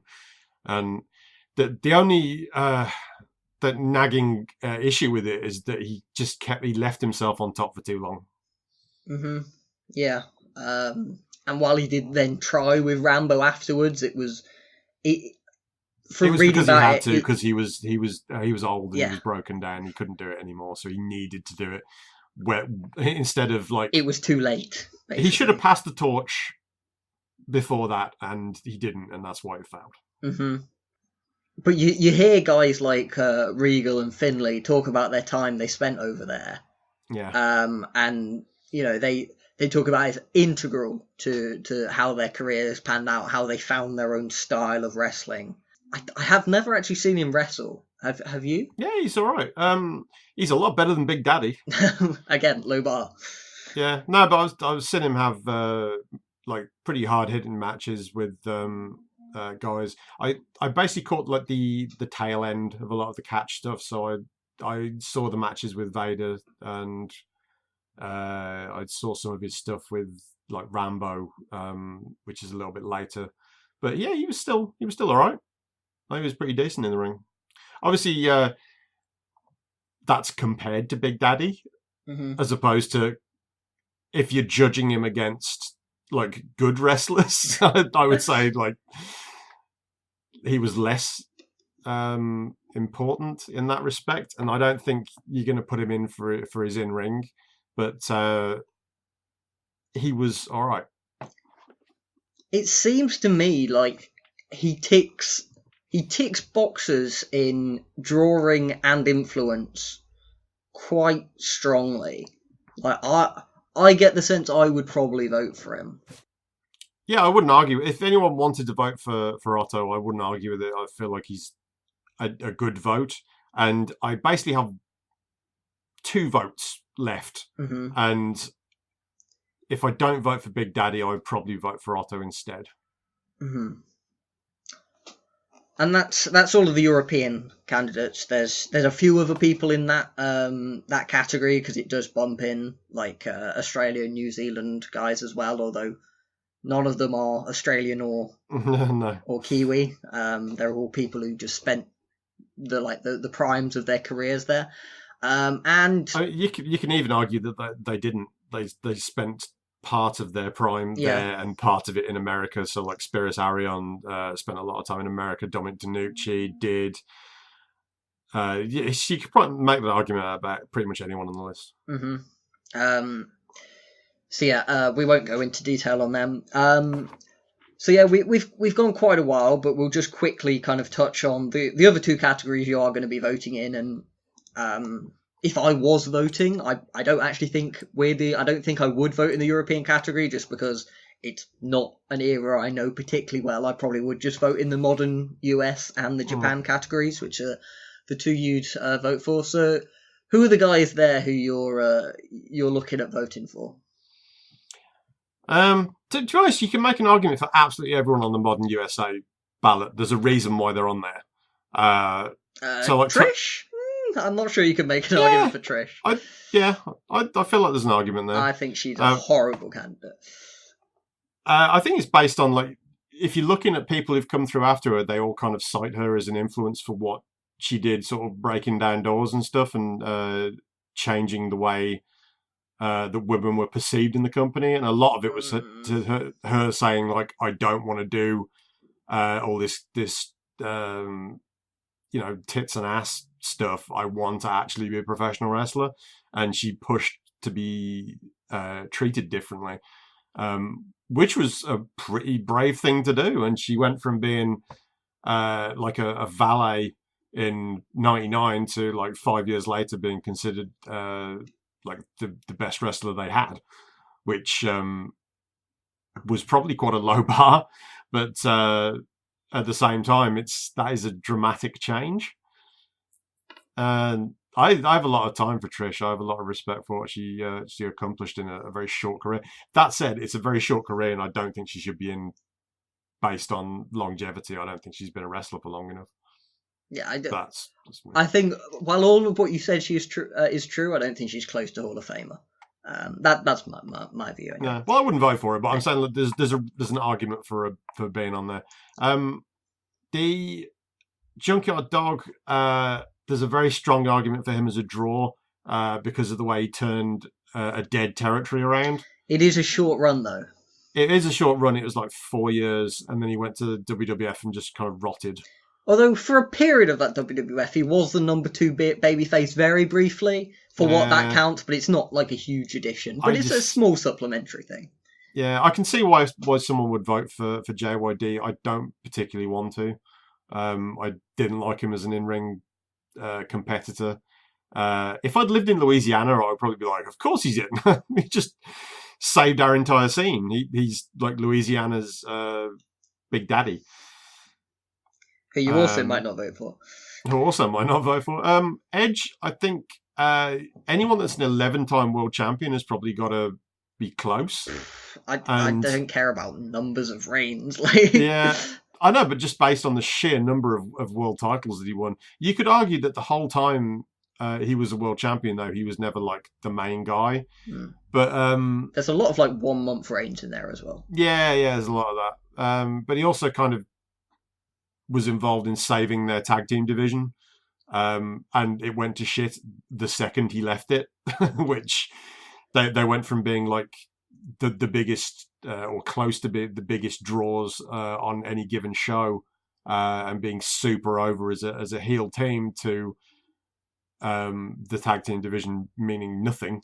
So that means a lot to me as a singles guy, like, because his world titles were in an era where they were just giving them away. Like, his longest world title run is like 3 months. I think he had some longer than that while, like, the SmackDown champion in, like, late 2010s. But yeah, he's a guy I'm not that high on in ring. Although, you know, some of the TLC stuff, which you've got to give him a significant chunk of the credit for, I think he's probably quite influential, actually, in that would like ladder matches and all their variants be such a thing without Edge? Probably not. Obviously, there were ladder matches before that. You got the famous Shawn Michaels, Razor Ramon. The Shawn ones, but he was very creative. But you can kind of look at the way ladder matches are before Edge has those TLC matches and after. But again, that was 6 people. You got to split that credit up somewhat. He was one of the creative driving forces, I think, behind those matches, and pushing the envelope of what could be done. Like I said, I think if his in-ring had been slightly better, like, because he, as an in-ring guy, he's not particularly high up on the all-time list, but he's a strong, like, 7 out of 10 in pretty much each category, and I feel like he does have the influence because people who followed have cited him. So, but I'm still not voting for him. I see Edge as a classic Hall of Very Good guy. He's not a million miles off in any category, but I don't think he fully ticks a box in any one. Yeah, Goldberg. I understand why people would want to vote for him because he was massively over for like 2 years. But it's 2 years. So But it's 2 years. And it's he how sucks. heavily you Fuck weigh him. longevity and also how high you are in his in-ring. His in-ring was not very good. He got carried to some really decent Mhm. matches. And when he got left to have like 5-minute max matches, they were usually really entertaining. But like, yeah, I don't know. I wouldn't vote for him. I'm very, very strongly considering voting for the Hardy Boys. Mainly based on they've been successful everywhere. They changed the style of wrestling in the WWE, where if you look at what was happening before Jeff Hardy started jumping off like 15-foot high ladders and what it's been like since, there was a very definite shift in terms of like what was acceptable. You can also put like some of that on Mick Foley, Mhm. but Mick Foley was falling, whereas the Hardy Boys were more of a Jumping. Yeah. Yeah, it was a change of the business where everyone thought Jeff Hardy would be in a wheelchair. They thought he'd have like a 5-year max career and that he'd be fucked and gone and that'd be it. But like he still wrestles now. I know he's injured at the moment, but that's more like wear and tear from like a long career rather than like specifically injuring himself falling off something. Yeah, for me, they changed the business. They've been massively, massively influential to everyone that's followed them, especially tag teams. You look at the tag team double moves that they did and the way that they were kind of mimicked by other successful teams.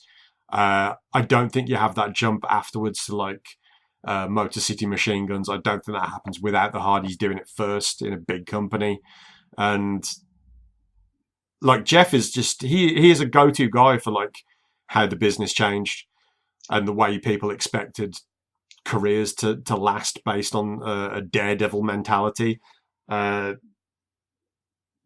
I feel like they should be in there, and they won titles all over the place as well. See, the way you talk about that has been very interesting because the way my take on this has always been, I don't think the Hardy Boys are Hall of Famers. I definitely don't think Matt Hardy's a Hall of Famer. I think Jeff Hardy might be.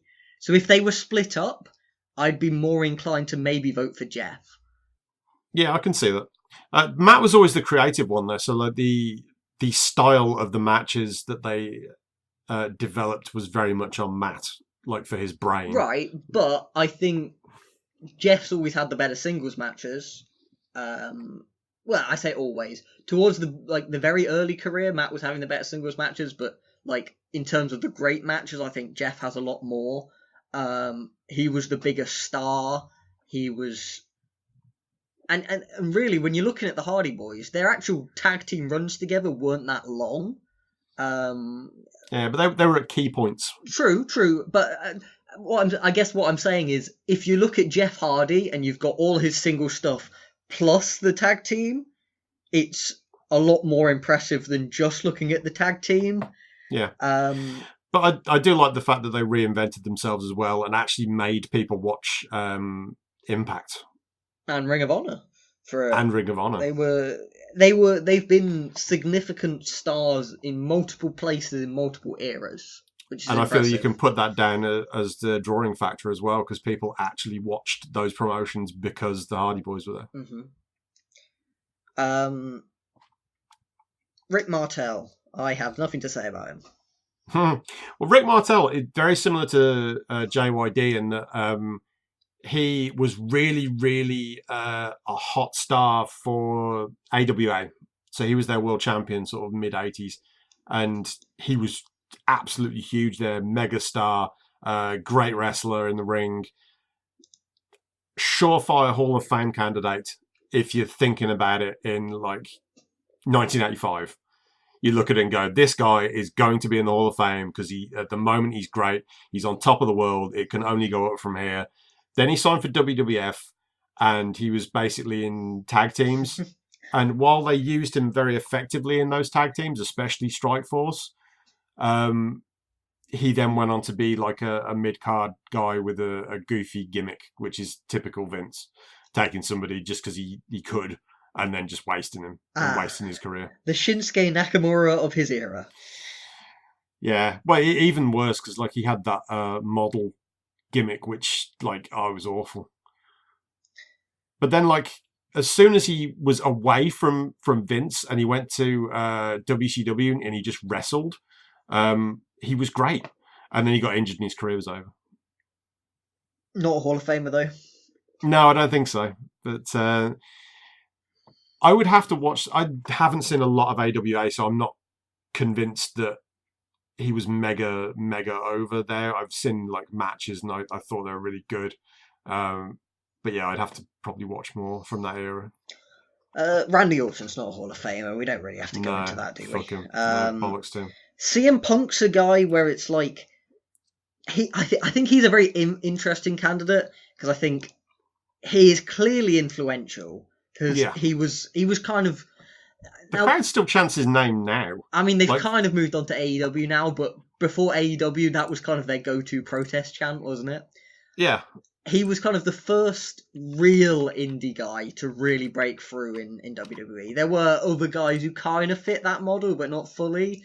CM Punk was he was a real breakthrough guy. Yeah, he was a big breakthrough guy for them.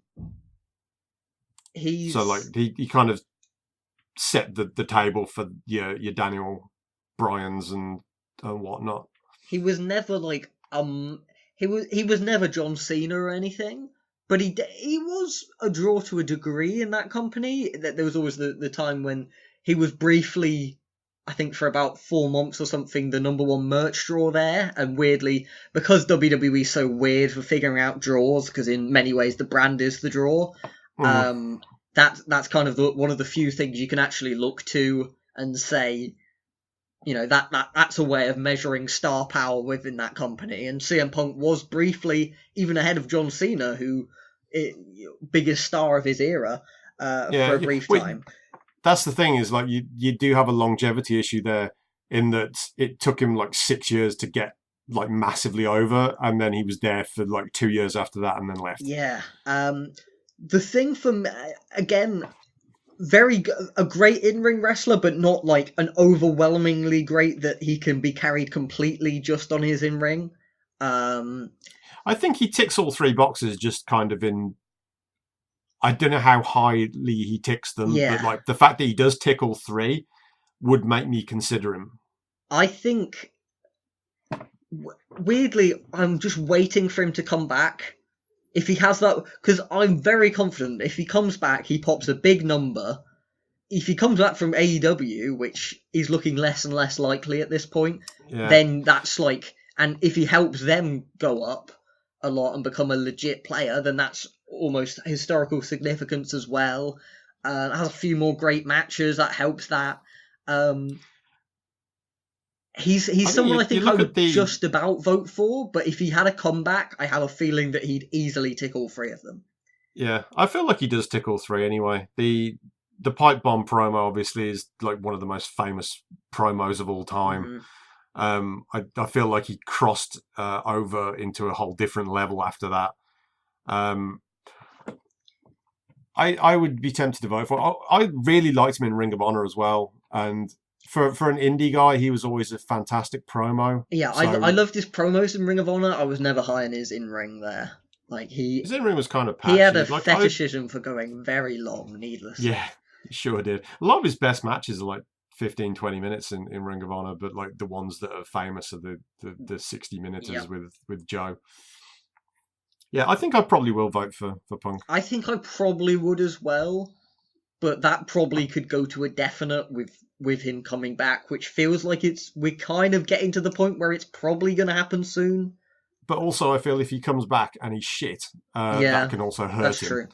And I don't know if you saw him do that. He did the run-in and did like a GTS for one of his mates' shows, and it's like the worst thing I've ever seen. It was fucking awful. Yeah.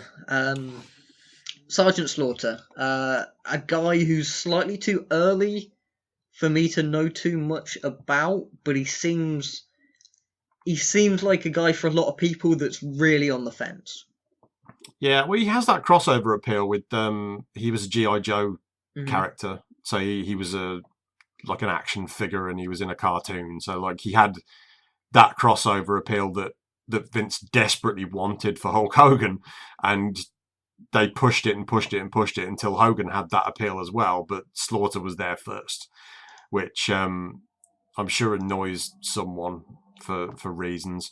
There's two sides to the Slaughter argument. There's the one that he was a fantastic wrestler sort of in the early 80s and like had those boot camp matches, those really violent, bloody matches. And then when the company changed and it wasn't violent anymore, he came back as an Iraqi sympathizer, and his one world title run was as a transition, and he sucked. And then he was a fat commissioner who got spat at by DX. So there's two sides to it, and it's like if you want to lean towards the earlier side, then yeah, maybe. And if you want to kind of lean towards the bad stuff at the end of his career, then no. Where do you lean? I'm not going to vote for him. Kerry Von Erich. Kerry, the best argument you can ever have for Kerry Von Erich is as a draw. Because like he popped the ridiculous houses with that Freebirds Von Erich rivalry. He was the like a blue-eyed baby face, mega face for 3 years in Texas. He popped a 45,000 attendance at Texas Stadium for the NWA title win against Ric Flair. This wasn't a small regional promotion. This was a major territory, and he was doing major numbers. Whether you consider him a draw outside of Texas, that's open for debate. Whether you think he's a big enough historical character because he only had that run in Texas that was good, and when he was in WWF, basically he was fucked and on one foot. He also felt like a lower level Ultimate Warrior when he was there, and he was only wrestled in the big leagues for 2 years. So there's two sides to the argument. It's like if you think the Texas run is strong enough, then he's in. If you don't, then he's not. Which begs the inevitable question: which side are you? I'm not voting for him. Ultimate Warrior, similar thing. Short. I don't think he has the longevity, to be honest. I know he is a massive star, and like his popularity was mind-boggling at one point. When I was a kid, again, this was another guy that was massively popular. So like, I remember there being degrees of crossover appeal. Not that he actually did anything outside of wrestling, apart from like a comic, which is dreadful. But yeah, for me, I don't think he had a long enough career. Terrible fucking wrestler too. And yeah, he was bad in the ring. The vast majority of, and I mean vast majority of his matches were awful. And let's move over to Japan now. Jun Akiyama seems like one of the biggest no-brainers ever. Like he could get in for me. Like when I was talking earlier about like very, very, very, very select group that are getting in based just on one category. I think he's good enough in ring that he's been one of the best 25 wrestlers every year for like 25 years or something. Yeah. Like in the world, I mean, I missed that out of that sentence, but yeah, his longevity of excellence in ring is incredible, and that's before you even get to his influence, where he's played. You know, All Japan isn't doing brilliant now, but he's played a large part in getting All Japan back to where it is. Well, they were dead. They were dead. He took over the book, and now they're not. Like it's literally a new promotion started by him. Like technically, it's not the same promotion that we think of when we say old All Japan, because it's a different company, and it's because of him. I feel like he's had an absolutely stellar career. It is a Hall of Fame career. Easily. He debuted in the middle of All Japan's greatest run of in-ring ever and didn't look out of place in there as a rookie with like the best wrestlers in the world. He should have been completely out of his depth, but he wasn't. He then basically slotted in as Misawa's tag team partner in the late 90s in some unbelievable tag team matches. He was filling Kenta Kobashi's boots in those matches, and he just didn't look out of place at all. He was one of the main Noah guys bridging over for when Mizawa and Kobashi were just getting too old. He was the guy they had to go to. And I think he's just gotten better as he's gotten older. And the fact that he was still having matches in Champion Carnival last year that I thought were absolutely fucking outstanding, pushing match of the year, that should say it all about him. He's been that good for 26 years since debuting in 92. For in-ring alone, he's pushing going in there. I feel like he is a draw as well. And yeah, the criticism significance is there. The criticism for him is always that he's going to be compared to his contemporaries, and he was never as big a draw as the Misawas, the Kobashis, the Kawadas. But who the fuck was? You know, in Japan, who was? Like, yeah, but I feel like he kind of got out of their shadow later. So like in Noah to a degree, but then more recently when he's been in All Japan, he's looked fantastic as an elder statesman. Like a fine wine, he has improved with age. Like a Misawa is someone for me who might be the perfect candidate. Like, he might tick all three boxes, triple tick. And so it looks bad being compared to him, but for me he's probably like a triple tick in ring, and maybe a single tick in both influence and drawing. So he's an easy yes for me. I'm amazed he's not in, and anyone who doesn't vote for him but does vote for Japan, I'm confused by, honestly. Yeah, I literally have him as the guy. Like, if I only voted for one person, it would be Akiyama. Next up on the list is Shima. He's a guy I'm somewhat on the fence on, and a lot of that, admittedly, is because... Which is weird, because you kind of talked me into voting for him. Well, for me, it's that I haven't seen a lot of Prime Shima. Like, I started branching out my wrestling watching in 2012, and by that point he was already, like, slowly transitioning away from being the guy in Dragon Gate. So it's simply, I haven't watched enough of his in-ring to know whether I tick that box, but I think he definitely ticks it for drawing. You've seen the way Dragon Gate's kind of cratered for a bit after he left, and how many different places he managed to pop by dropping in. Dragon Gate's a place that for a long time it was always, the narrative around it was, the brand is the draw. But then he left, and then like numbers dropped. He goes other places. He goes other places, and the numbers skyrocket there. Well, I say skyrocket. They go into a Korakuen that normally draws 1,000, and it's drawing 1,400. Like, I value that, especially when it's happening across multiple different promotions. So I think he definitely ticks it for drawing.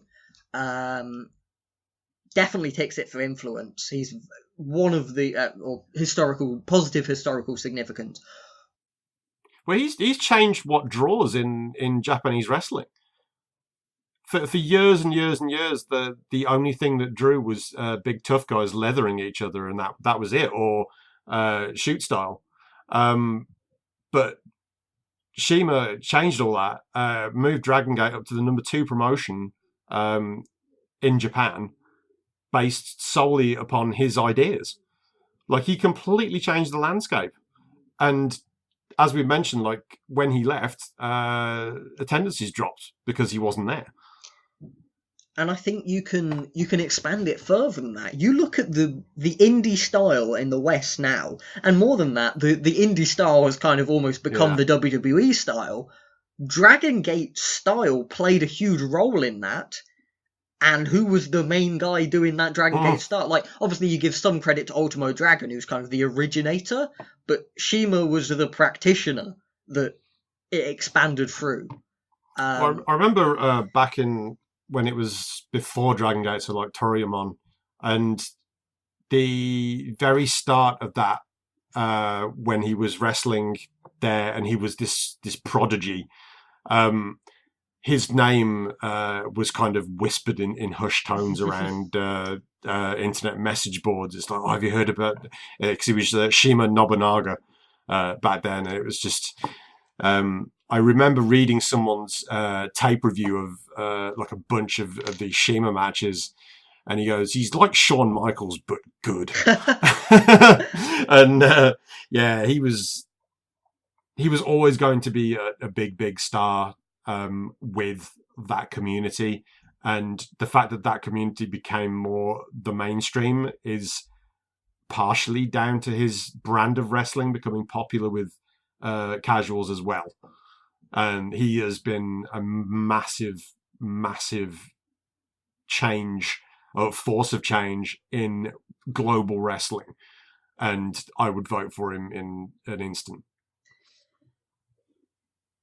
Yeah, I might have re-talked myself into him with that, but he is always a guy that I'm never that into his singles matches that I've seen.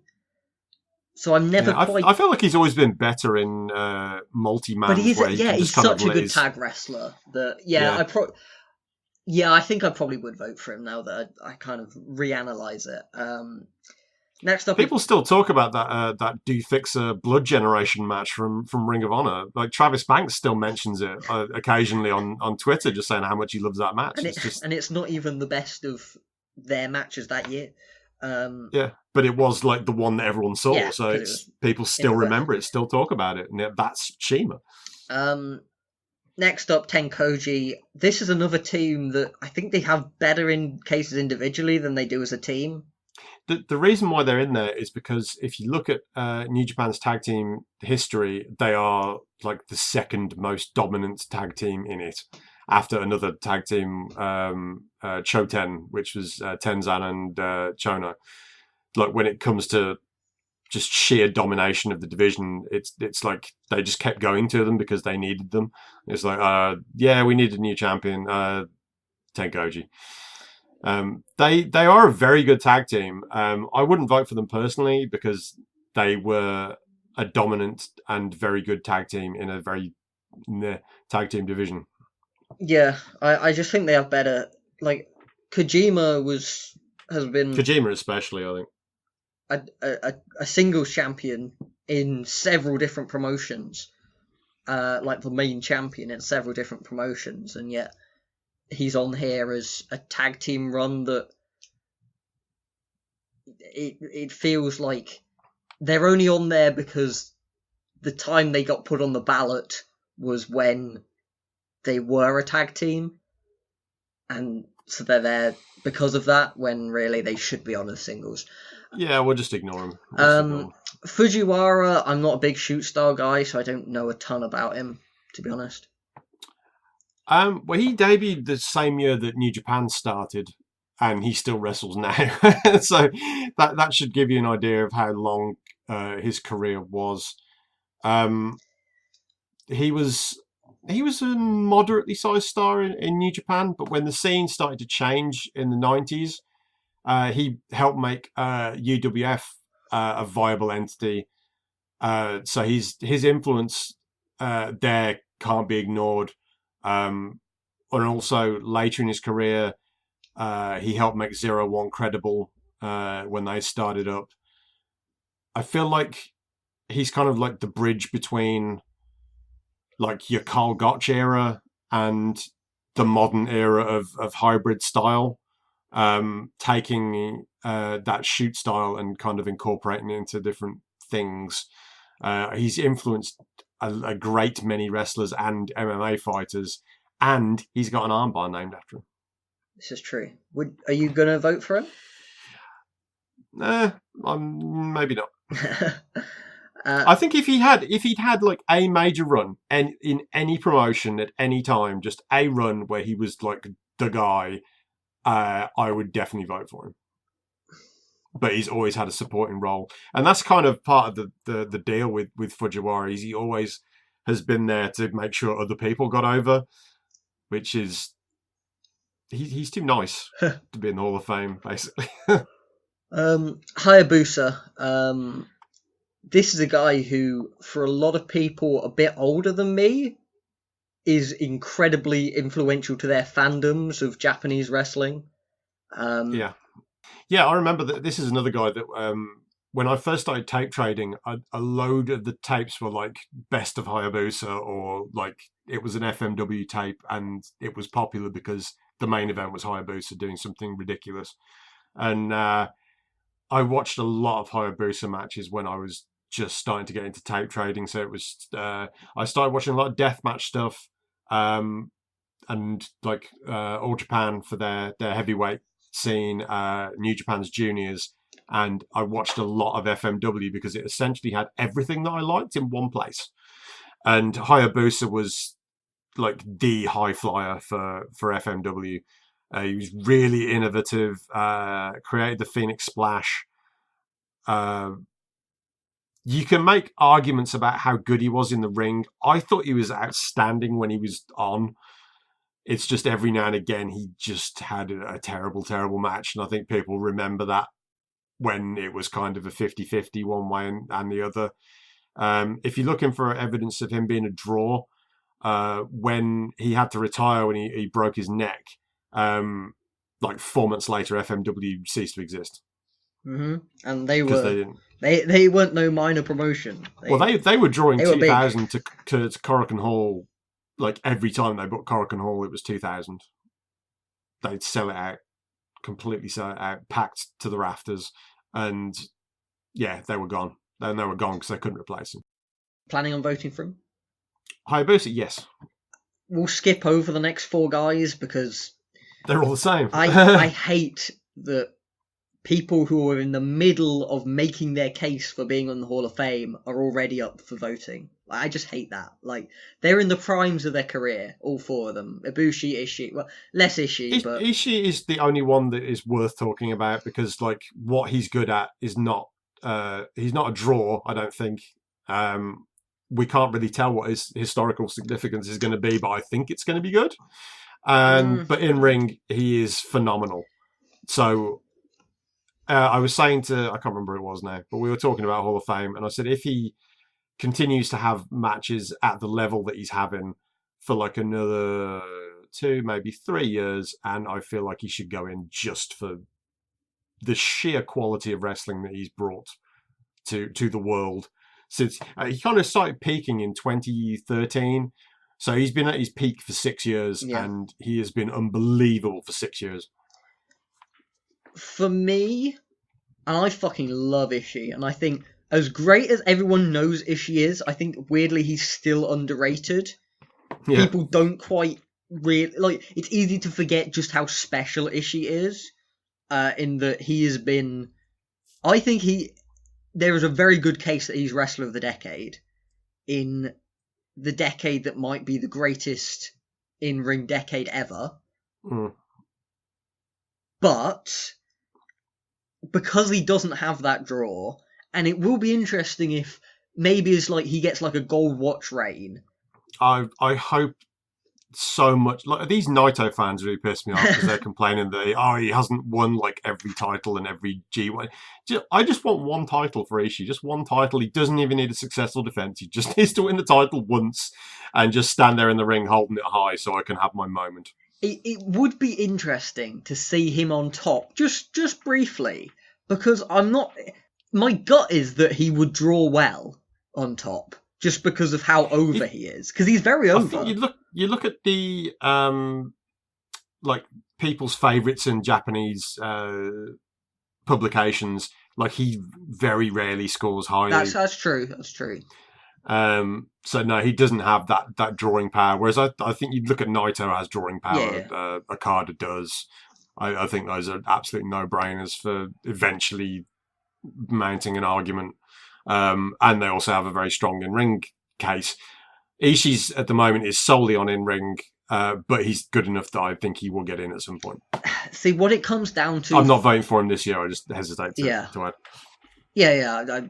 I will kind of touch on that in a second. But for Ishii, for me, as amazing as he is, because it's solely an in-ring case, it comes down to, do I think he's in the conversation for the... Not that he is, but do I think he's in the conversation for greatest in-ring wrestler ever? And I don't...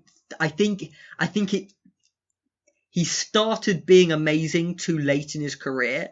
However, Ishii is, like, barely human.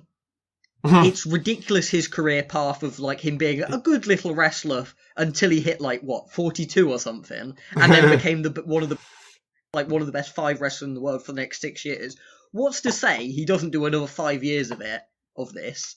It's probably not going to happen because, the hourglass does beat everyone. I am waiting for the injury to happen because, like, he surely has problems. Well, he did have that little time off over the G1 where he, like, a few years back where it looked like he was falling apart, but now he's completely back to where he was. So what's to say he doesn't have another 5 years of this output, and then he really is in the conversation for best in-ring wrestler ever?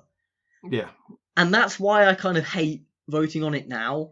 Yeah, well, that's why I'm not voting for him now. Yeah. If I felt like say, like he'd fucked his neck and I knew he was never going to wrestle to the same level that he has been for the last 6 years, I would probably be more inclined to vote him in now because I'd be like, yeah, let's put him in there. Let's put him in there.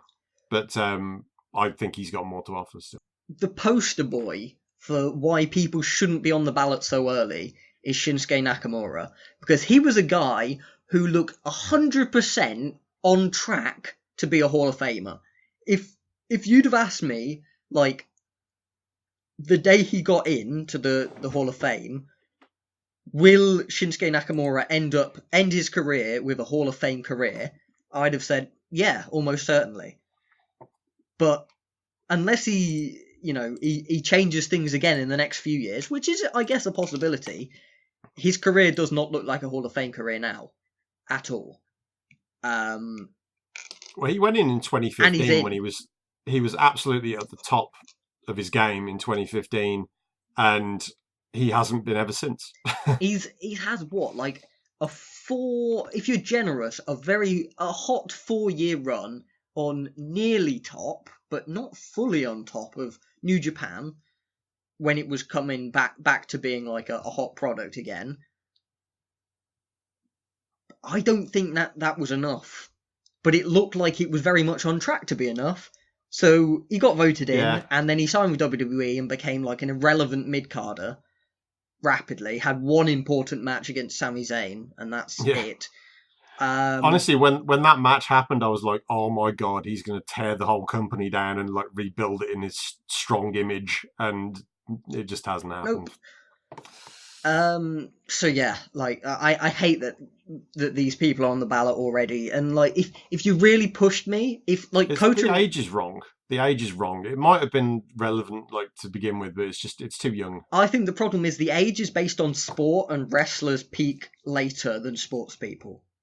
Wrestlers generally peak in their 40s, or at least like I'd argue like late 30s, but yeah. If you ask me, like, if Kota Ibushi retired tomorrow, I think he probably is a Hall of Famer. If Naito retired tomorrow, I think probably not. If Omega retires tomorrow, I think it kind of depends on how AEW does. If, like, AEW becomes a major promotion, and he was obviously a significant part of getting it started, maybe. But, we shouldn't be deciding now whether they're a Hall of Famer. Omega is one of those guys who was ridiculously hot for a couple of years. That's no basis for voting him in, I don't think. Yeah. Like a couple of years, that's nothing really. Goldberg was hot for a couple of years. I'm not considering him. And Goldberg was a lot hotter than Omega. Yeah, but Omega's also got the in-ring argument. But anyway. Yeah, that's true. Anyway, we said we weren't going to discuss. We're not going to talk about them. Then we did. Maiko Satomura, she's another one I'm a bit on the fence about. In-ring, she ticks a box for me. But I know for a lot of people, she would tick multiple boxes for in-ring. And I'm not quite... I don't think, for me, she's ever been one of the best wrestlers on the planet, but she's always been great, and she's had a great longevity as well. So she definitely ticks the in-ring box, but she doesn't quite tick it twice. Influence, the Joshi scene as it is, a large part of why it's somewhat had a revival is because of Satomura, but also it's not like a booming scene. So no. I would give her credit for that, but not like overwhelming credit. I think she's got the influence because people are now looking at Meiko as being the reason why they're a wrestler, whereas it hasn't drawn particularly well. Like Sendai Girls, it's a great promotion to watch, but she had to form it just to fill a void because there were no major Joshi promotions. So like Gaia closed in like 2005, I think, and yeah, Mako had to form a promotion so she had somewhere to do her thing, and it's whether you think that is enough influentially to push her over the top. Obviously, I think work rate wise, she's arguably been top 5 women's wrestler in the world for her entire career, pretty much. Yeah. For me, I think it comes down to her drawing record, and I think she is a draw. It's whether she's a Hall of Fame draw, and it's tricky because you can look at things like her Stardom runs. She's popped in there a couple of times, and each time she goes there, it does bump up the attendance a bit, but it's not. It's like adding 200 fans to. It goes from like 1,000 to 1,200 or whatever every time she showed up usually, and that's significant. But is it enough? I think I'd really need to do a deep dive and look into a drawing record while she was in Gaia, because obviously Gaia was drawing better than any Joshi promotion now, and I haven't like done a deep dive and looked at her record there, and I simply don't know enough about it, and I haven't seen the case enough like laid out to see whether she does deserve credit as being a Hall of Fame level draw, because I think she does tick the other 2 boxes, but for me she doesn't tick them enough that she can disregard drawing, if that makes sense. Yeah, I was really annoyed when Gaia closed because I thought that at the time Mako just had the world at her feet and she was entering her prime, and then she had nowhere to work. Yeah. Are you going to be voting for her? I think so. Yeah. Okay. And then finally, Akira Taue. I fucking love Taue. I am the high man on him. I know in ring, but like the way I've always heard it described is that he was the 4th out of 4 who was lucky almost to be there, and he had some amazing matches by virtue of being in there with like 3 of the top 5 wrestlers ever regularly. Yeah, I think. But he was clumsy, and yes, he is clumsy, but god damn is he also amazing for me anyway. Like I love Taue. Yeah, he definitely had a lot of highs, but as you say, he was working with like the 3, arguably 1, 2, 3 best wrestlers in the world. So pretty much anyone would have looked at least good in that spot. I thought he looked great. Some of his singles matches, like in the mid-90s, especially with Misawa, absolutely outstanding for a guy who is just basically a big clumsy galoot. If you want something that's a mark against Taue, then if you look at his Noah run, I felt the whole thing was kind of flat, and he really struggled to have good matches. Part of that was his body breaking down, and part of it was that he just didn't have those same great talents to work with. Whereas Yonakayama, I think you can make the argument for him being equally fantastic on his own, whereas I don't think Taue was. So I completely understand why people haven't voted for him. I am on the fence. Yeah, I struggle with Taue simply because I have blind spots in that, like, I wasn't around to watch All Japan 90 in the 90s. I wasn't around to watch the Prime Noah era, and I'm currently watching it, but I haven't seen very little Prime Noah, and I've seen very little late 90s New Japan, All Japan. But from what I have watched, I love him. If you're cherry picking your way through Noah, you won't see much Taue. Right, which I guess is a big mark against him. From what I've drawing wise, from the numbers I've seen, he never seemed to be a draw on the level of the other 3, but did have some very big houses. With All Japan, I think they were disappointed in the draw when he was singles main eventing with Misawa. I think they were expecting it to be as much of a draw as the other guys were, and it wasn't quite. I think I haven't got the numbers in front of me, so I can't look at them. But from the way I understood it, they were disappointed that when they gave him his big chance, he wasn't like as good. And basically, they gave him his big chance because they kind of fell out of love with Kawada because they were going to push him as like the main guy, and then decided not to, and kind of put him to the back of the queue and push Taue up instead. I think Taue struggles for some people in terms of these votes because he is so obviously 4th of 4, and in some ways you could argue 5th of 5 if you want to throw Akiyama in there. Obviously, Akiyama's slightly later, in that he's still wrestling, for example. But but for me, the other 4 are such slam dunks that I think I would with Taue, but really it comes down to I need to get around to watching more of him before I fully make that decision. I mean, I don't have a vote, so it doesn't actually matter at this point. But yeah, I've argued back and forth as to whether I would vote for him. I think he's a very fringe candidate. Yeah, I don't feel as strongly about him as I do about Akiyama, who I am definitely voting for. So. Oh yeah, Akiyama's a slam dunk, and Taue's like right on the fence for most people, and I think a lot of it does come down to how high you are on him in ring. If you're a high man on him in ring, then he's done just enough in the other categories that he does deserve to go in. But there are some people that do fall more on the clumsy side. Didn't quite do it for me. Was lucky to be in there with 3 of the 5 best wrestlers ever or whatever. And so a lot of it with him is subjective on whether he deserves to come in, I think. Yeah, I probably won't vote for him. I think it's a case of spaces, though, because I think at the moment I have 10 people listed that I'm voting for, so I'm not allowed 11. I'm allowed 10. But if I had 11, Taue would probably be 11. And that brings us to the end. That went a lot longer than I thought it was going to. I thought we were going to struggle to get to an hour, and we've done like 2:15. Yeah.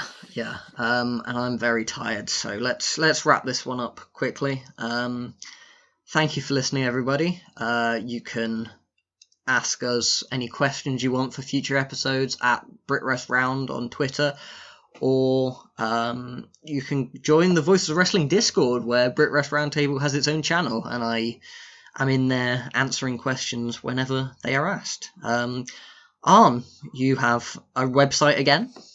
Yay, it's back. It's changed, so it's not review anymore. It's currently at arnoldfurious.com. I do not have an ego. I can also be found on Twitter at Arnold Furious. Nice and easy, both of them, to remember, because they're the same. We hope you enjoyed this episode. It's a little different to what we usually do, but I guess at the moment we're more passionate about Wrestling Observer Hall of Fame than we are about European wrestling that's currently going on, because a lot of it's kind of dry. Yeah, well, it's things are go in cycles, so something interesting will happen. Yeah. Bye, everyone.